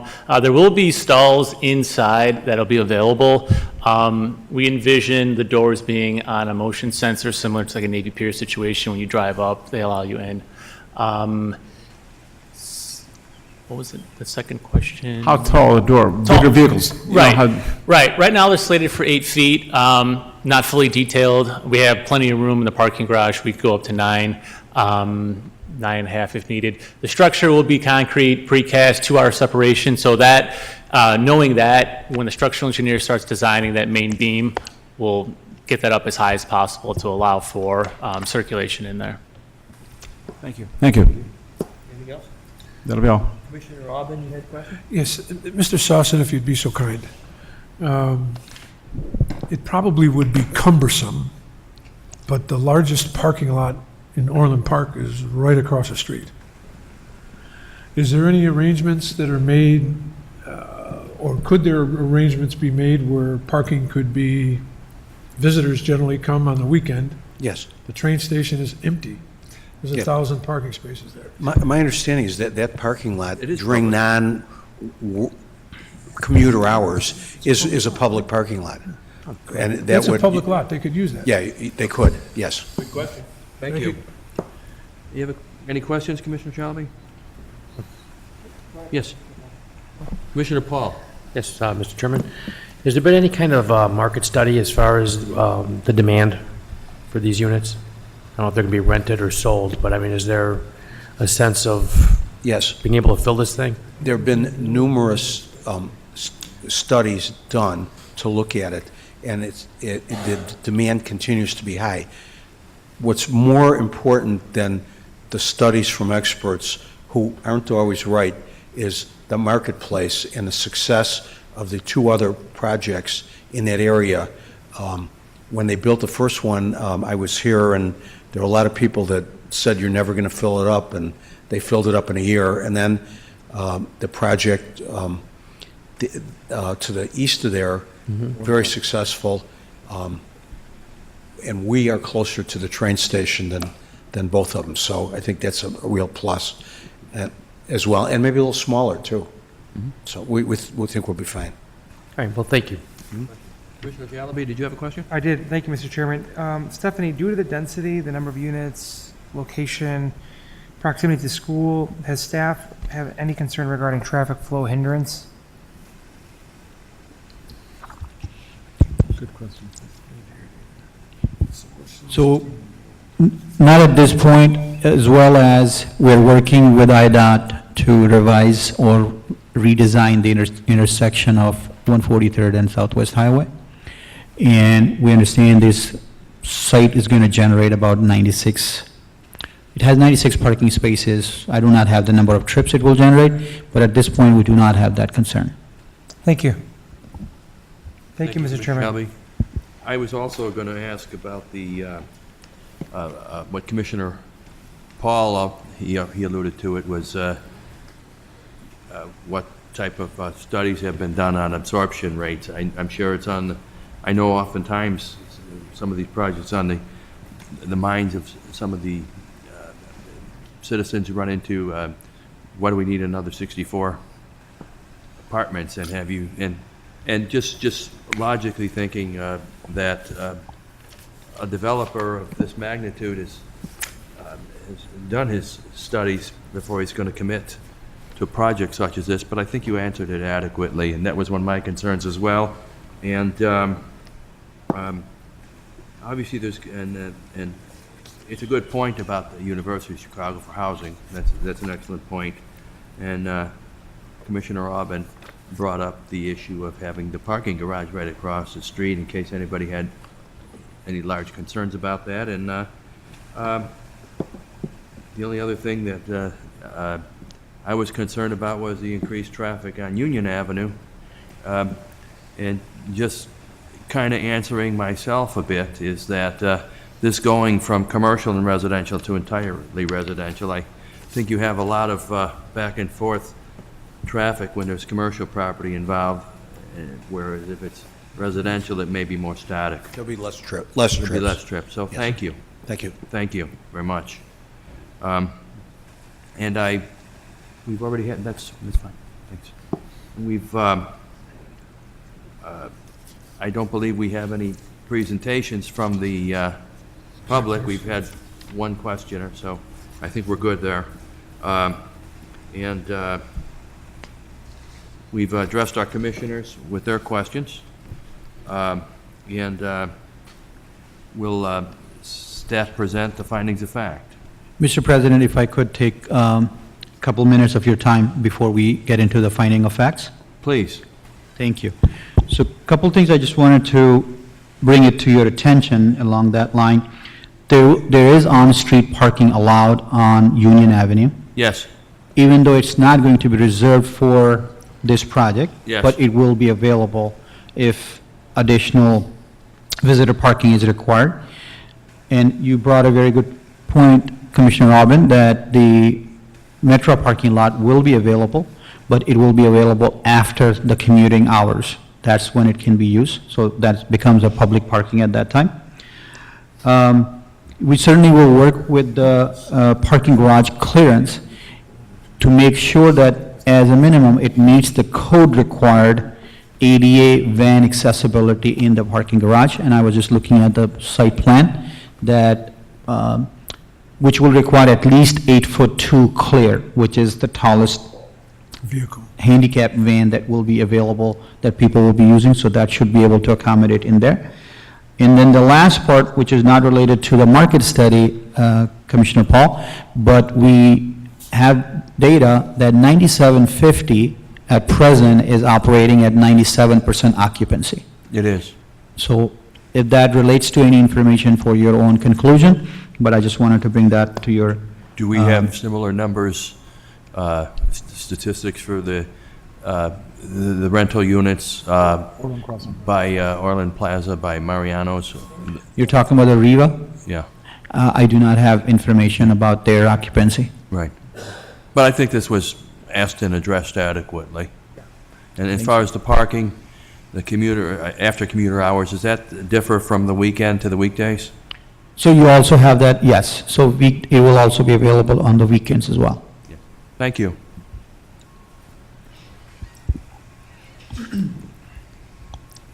At this point, if the staff would present the findings of fact. Okay, just to go through these one more time. For standard number 1, according to the information that was provided, staff put the following information in the staff report for these standards. The proposed project meets the vision of downtown mixed use within the village's comprehensive plan by providing a pedestrian and transit-oriented multifamily residential development. The project meets the land development code except for the 10 modifications that are requested. For number 2, the proposed 103,164 square foot attached multifamily building is not consistent with the existing character in the immediate vicinity on the west side of Southwest Highway.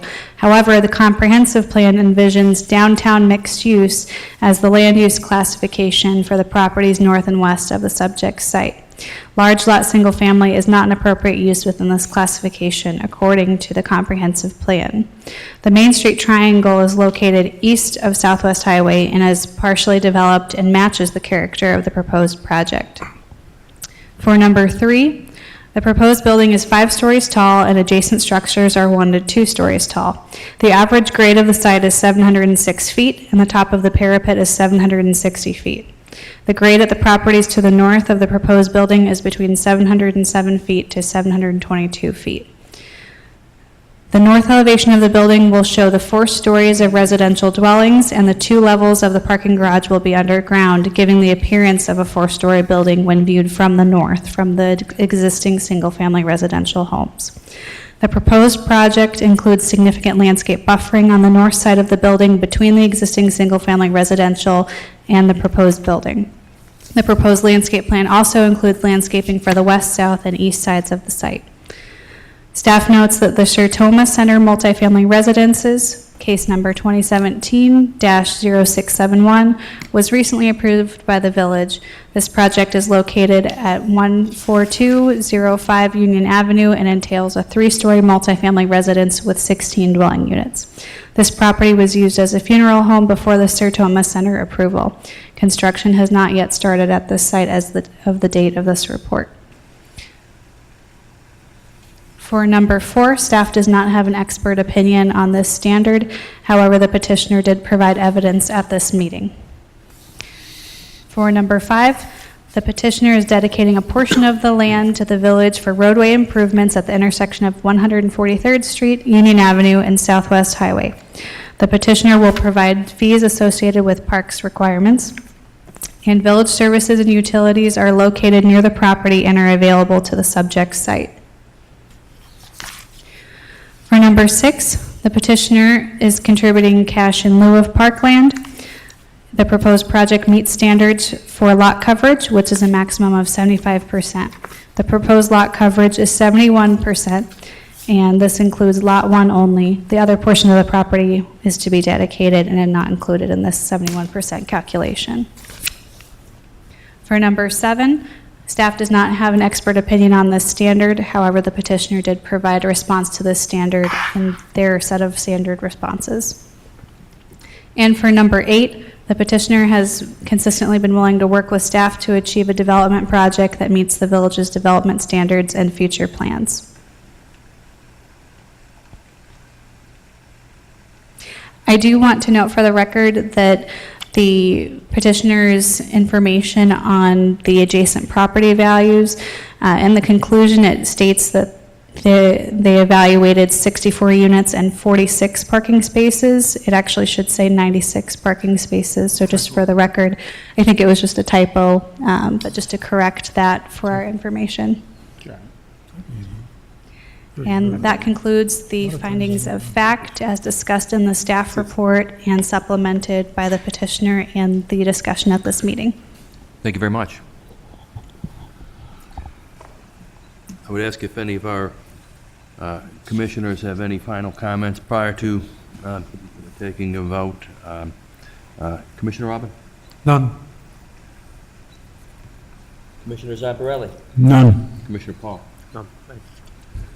Oh, thank you. Oh, thank you. Okay. Good. Well, I just made a comment. As Attorney Sossin said, this thing's been 15 years in the making, and I'm happy to see such a positive resolution myself. At this point, I would entertain a motion. Mr. Chairman, Commissioner Aubin. Regarding case number 2017-0387, also known as The Point, I move to accept and make findings of fact for a special use as discussed at this Planning Commission meeting and within the staff report dated June the 12th, 2018. Second. Second by Commissioner Shalaby. All in favor? Aye. Anybody opposed? I move Continue, to- please. I move to recommend to the Village Board of Trustees approval of special use permit for The Point for A, attached dwellings, and B, a building larger than 50,000 square feet, and find that this proposal special use meets the 8 standards set forth in the section 5-105.E of the Land Development Code with the following modifications from the Village of Orland Park Land Development Code.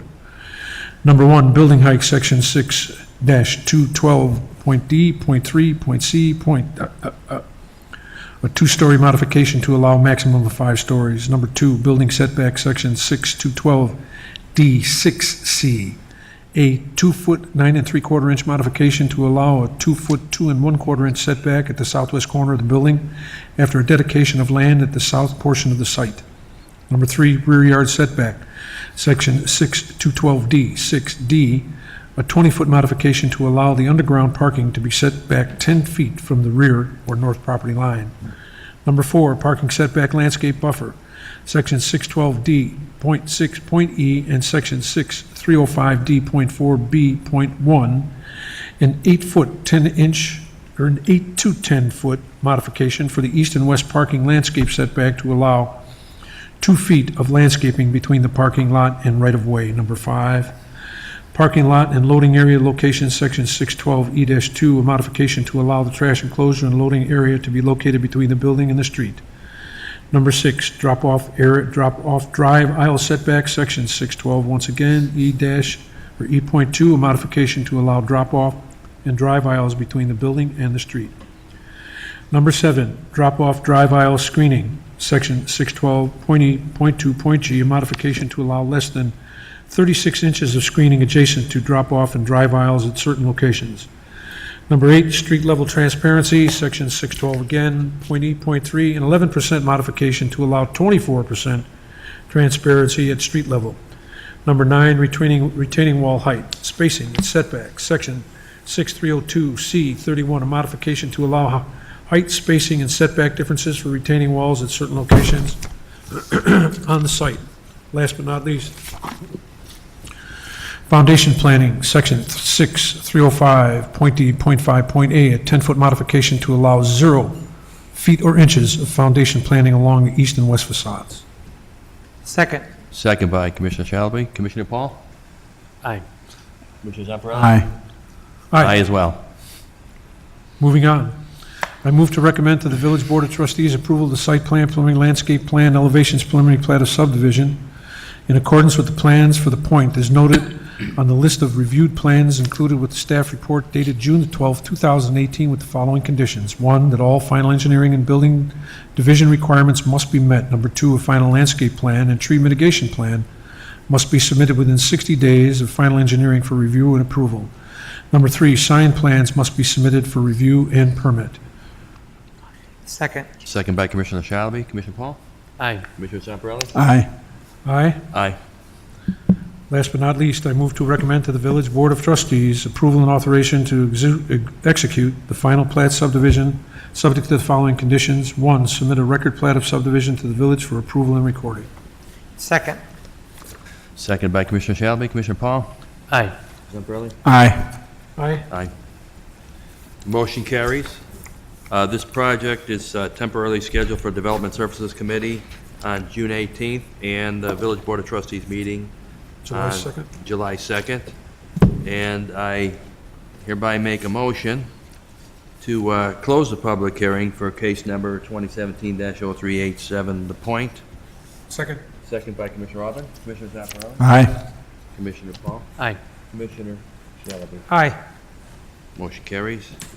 Congratulations. Thank you for Good luck, all gentlemen. the time you've Luck. taken with us, and special thanks to the staff who's taken years with us. So, Thank you for your they're probably usual glad great to get rid of presentation. us. Thank you. Good luck.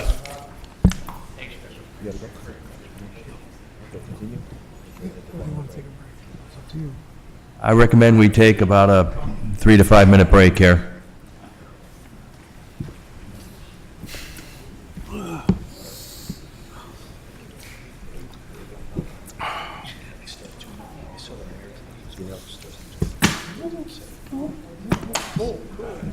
Facing away.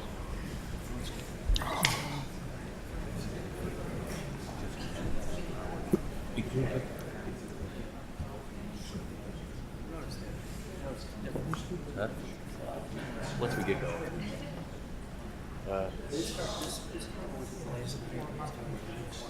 time.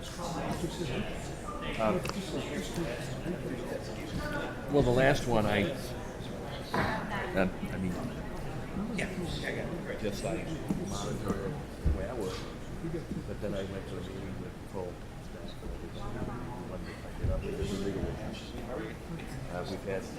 We've had,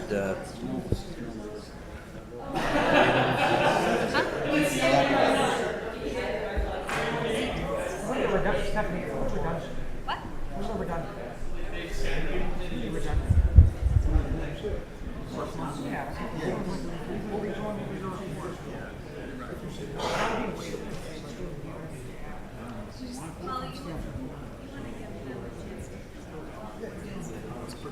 Has that glaze on there?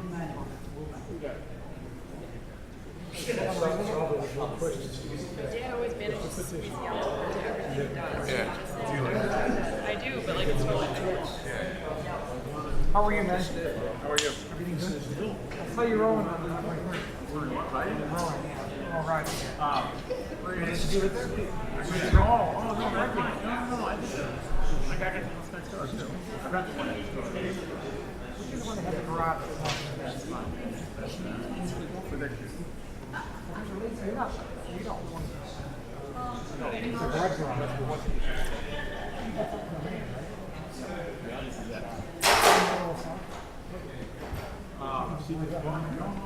What, her land? Yeah. She's got the first bar next to John Humphrey.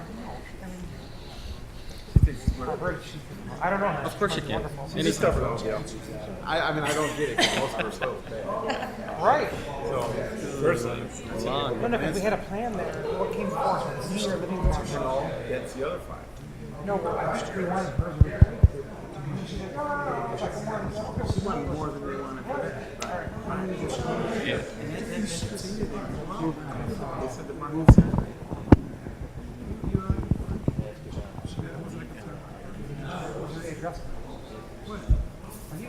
Oh, no, I know.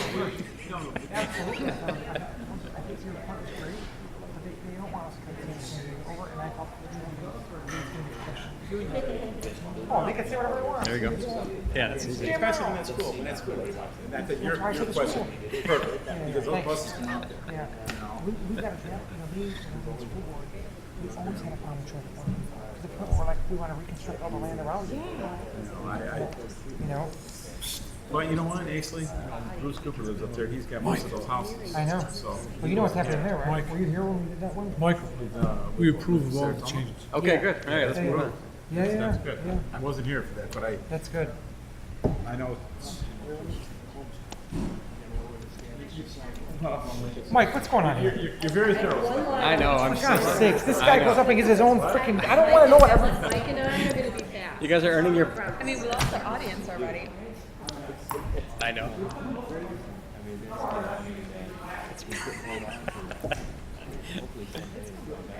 Yeah. I live in Bourbon, Florida. Oh, yeah. Yeah. I'll make it another hour. Yeah, my husband and I, his parents, really Bradley. You could. I work for him every day. My husband drives to Bensonville, so I have the easy commute. He drives to Bensonville every day. No, it's still there, the name on it. Just about 100. You guys in? Yeah. I thought you guys were. Looking at the, well, we didn't look at the Prius. We thought that something was going to happen. The problem with getting a new car is that unless you have like an outstanding warranty, which honestly the new Hondas are probably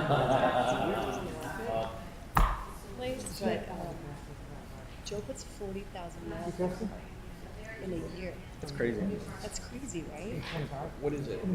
So like if you think of a 3-year, 36,000 mile warranty is expired. That's crazy. Or you get a brand new car, it's the bill from Bourbon. So wait, now, 30 days. Well, yes, they're called Ecto Productions. The It's just 30 really days, can't eat it.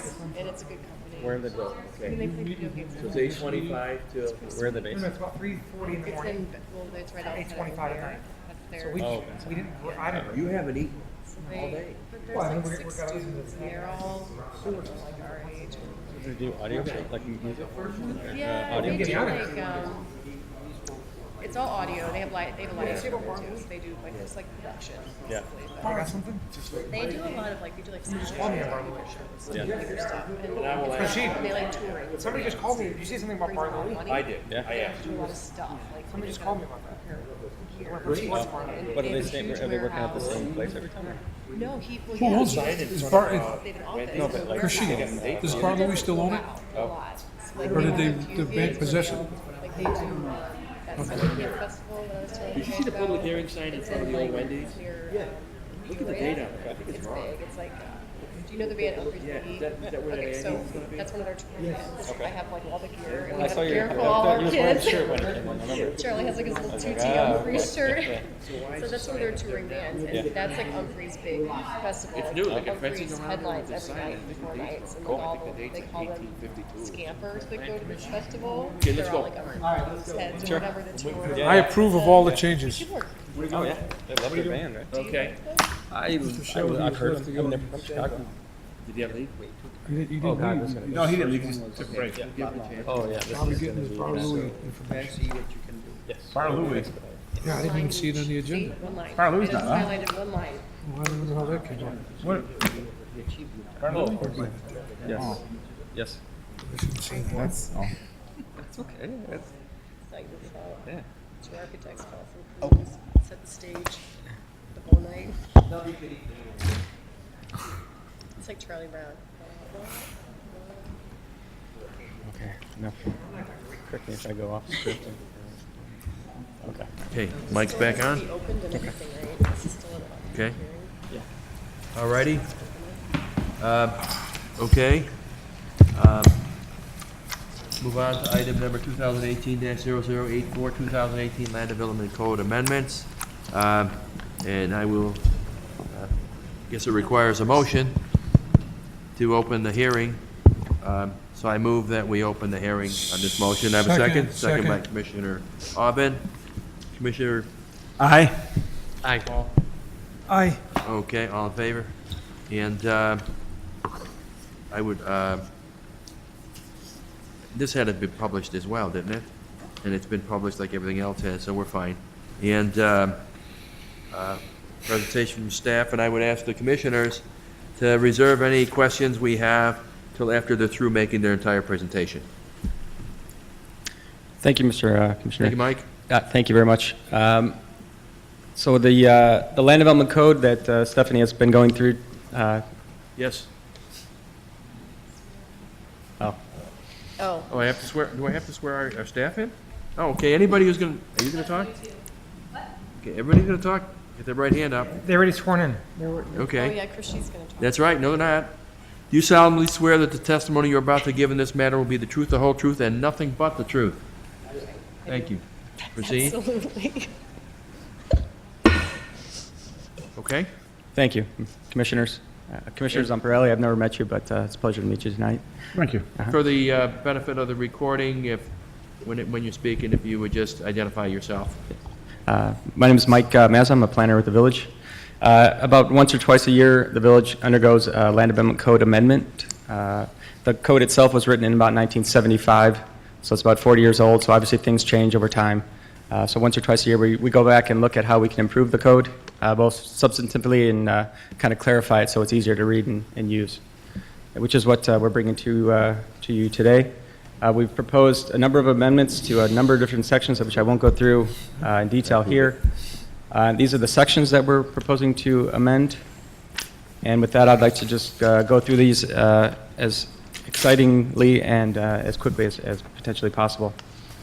As Stephanie has pointed out, we are in the third phase of our development process for the Plan Commission meeting. It would be on the same trajectory as the other two projects Stephanie has already talked about. So the first proposed update relates to definitions. As it relates to daycare centers, currently daycare centers is really just preschools, and we're expanding that, or proposing to expand that definition to kindergartens as well as preschools. And also to add the clause that if a certain term is not clearly defined, that we would reference the Merriam-Webster dictionary. The second amendment update is the removal of the bulk regulations tables. The intent of this update is to reduce redundancy by removing the table out of the bulk regulations section. The information in this table is also in each district, so it's redundant within the code. So we're just proposing to remove the entire table, keep the information in the district. The updates to the R4 setbacks. This update provides that all the side setback information would be located in one section, and all the rear setback information also in one section to increase the clarity of the code and also be consistent with the other zoning districts. The next one is the update to the special uses section in the R3, the R3A, the R4, and the RSB districts. The intent of this update is to reorganize the requirements within the section for clarity, update a reference to the optional bonuses that's inaccurate, and also to create consistency between the districts with regard to the requirement for optional density bonuses. Thank you, Ms. King. Yeah, sorry, we have a little bit more, sorry. So I think what you'll notice a theme in our proposed updates is that there's a lot of clarifications, just trying to make the code a little bit more easy to use, and this is another example of that. The current, obviously the village has a masonry requirement. The way that section reads currently is a little confusing to developers, and it's not really in line with our building code, so that's what this proposed change would do, would help clarify that. This is an update to the tree preservation standards and mitigation requirements. This is a little bit what we might consider a substantive change in that we're proposing changing the list of species exempt from mitigation from 8 to 32, which sounds like a dramatic change, but really those 32 trees are on the Illinois invasive species list. We're providing a credit for preservation, so now we're incentivizing developers to preserve trees on site, which is something that we currently don't do.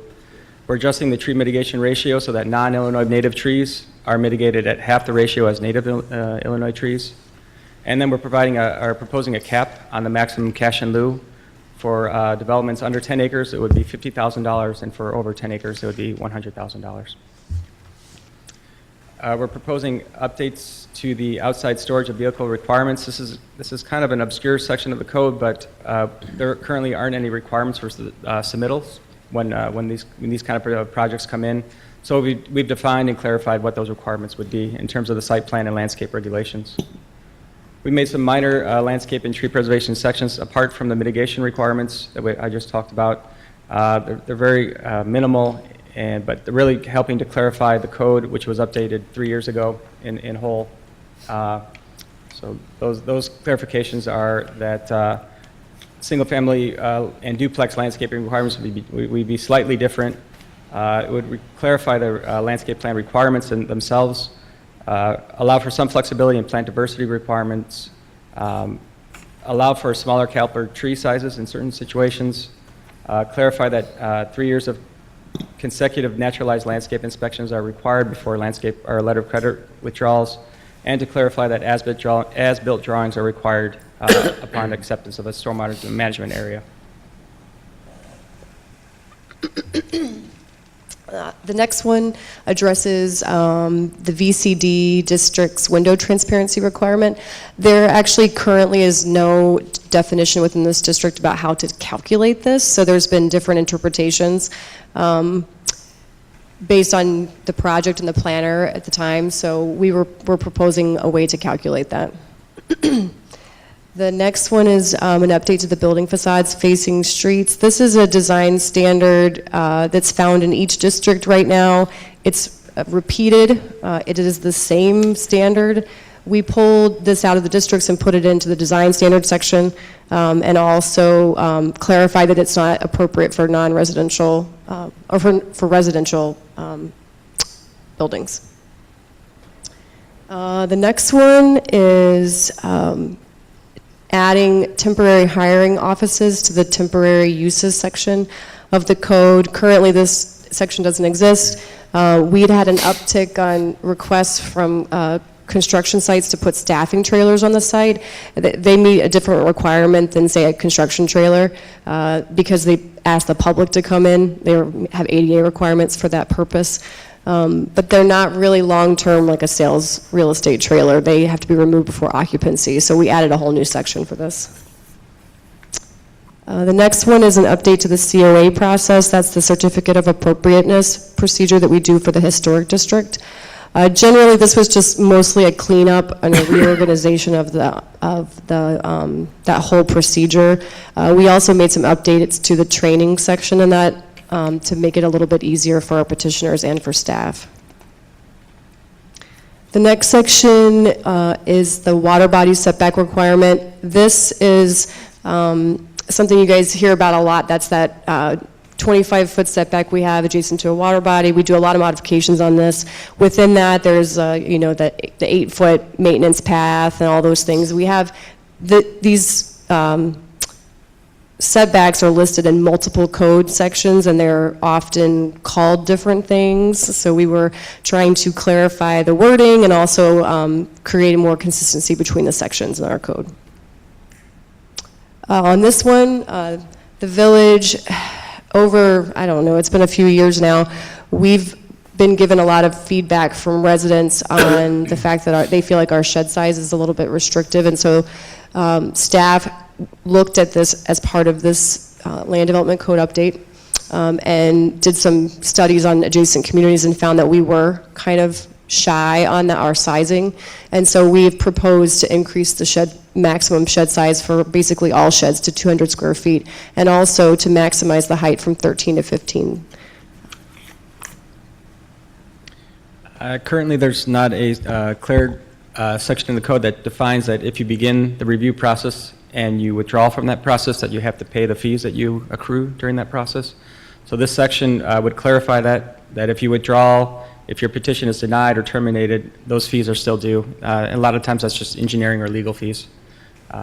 And the fact that those fees are due prior to issue of certificate of occupancy. So that's just clarified. And as you heard referenced in Stephanie's presentation, notifications were sent out to everyone within 300 feet of the development. That reference point for that measurement of that 300 feet isn't clearly defined in the code, so we're defining it as the property line, unless otherwise noted.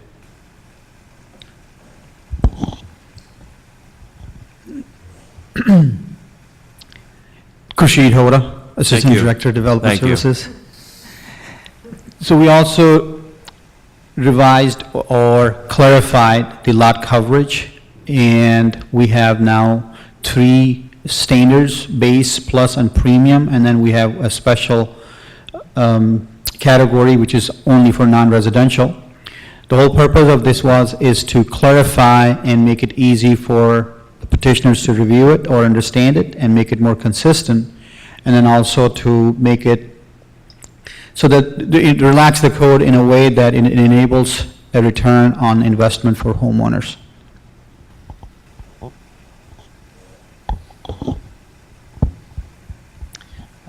These are 2 kind of esoteric sections of the code that deal with soil erosion and sediment control. That section of the code hadn't been updated for a number of decades, and obviously a lot of things have changed over that time. So our engineering staff took it upon themselves to update this section, as well as our water supply regulations. This section hadn't been updated since 1994, and it kind of comes more in compliance with how Public Works actually operates.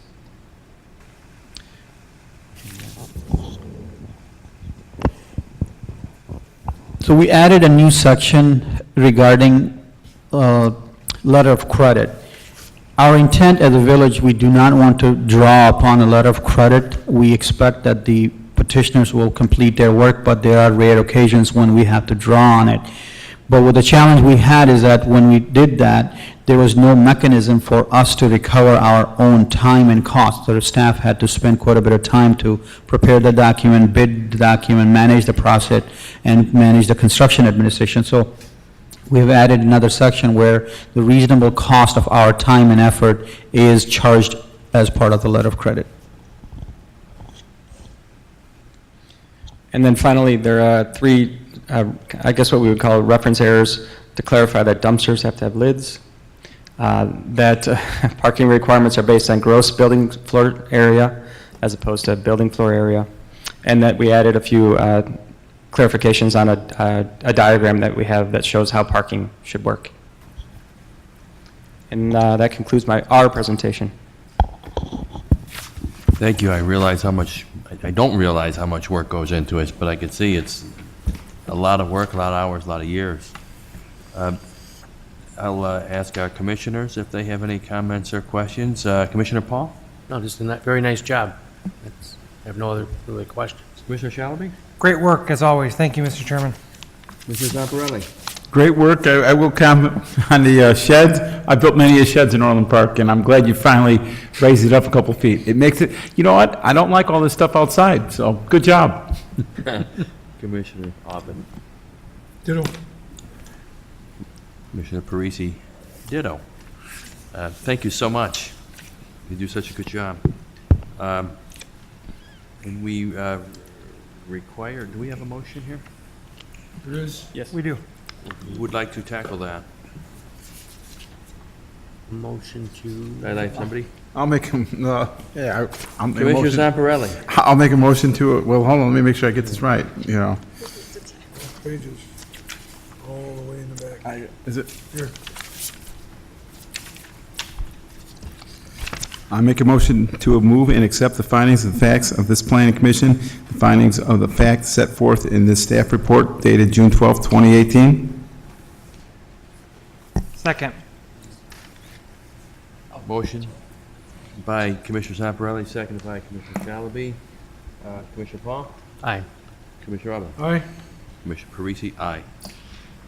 And I move to recommend to the Village Board of Trustees to approve the land development code amendments of Section 1-104, Section 2-102, Section 5-101, Section 5-112, Section 6-104, Section 6-201, Section 6-202, Section 6-203, Section 6-203-5, Sections 6-208, Section 6-209, Section 6-210, Sections 6-211, Section 6-212, Sections 6-302, Section 6-304, Section 6-305, Section 6-308, Section 6-409, Section 6-410, and Section 6-411, as presented in the attachments amendment report titled 2018 Land Development Code Amendment Report to the Plan Commission, prepared by the Development Services Development and dated June 12, 2018. Second. Second by Commissioner Shalaby. Commissioner Paul? Aye. Commissioner Robin? Aye. Aye. Motion carries. I motion that we close the public hearing on case number 2018-0084. So moved. Second. Seconded by Commissioner Robin. Commissioner Paul? Aye. Commissioner? Aye. Commissioner Shalaby? Aye. And Aye. Commissioner Zamparelli? Aye. Unanimous. And I make a motion to adjourn at 9:29 PM. Second. Second by Commissioner Zamparelli. Commissioner Robin? Aye. Commissioner Paul? Aye. And Commissioner Shalaby? Aye. Go eat. Yes, sir. And nobody ever tells me that. You're not kidding. It gets hot in here, it gets cold. Thank you.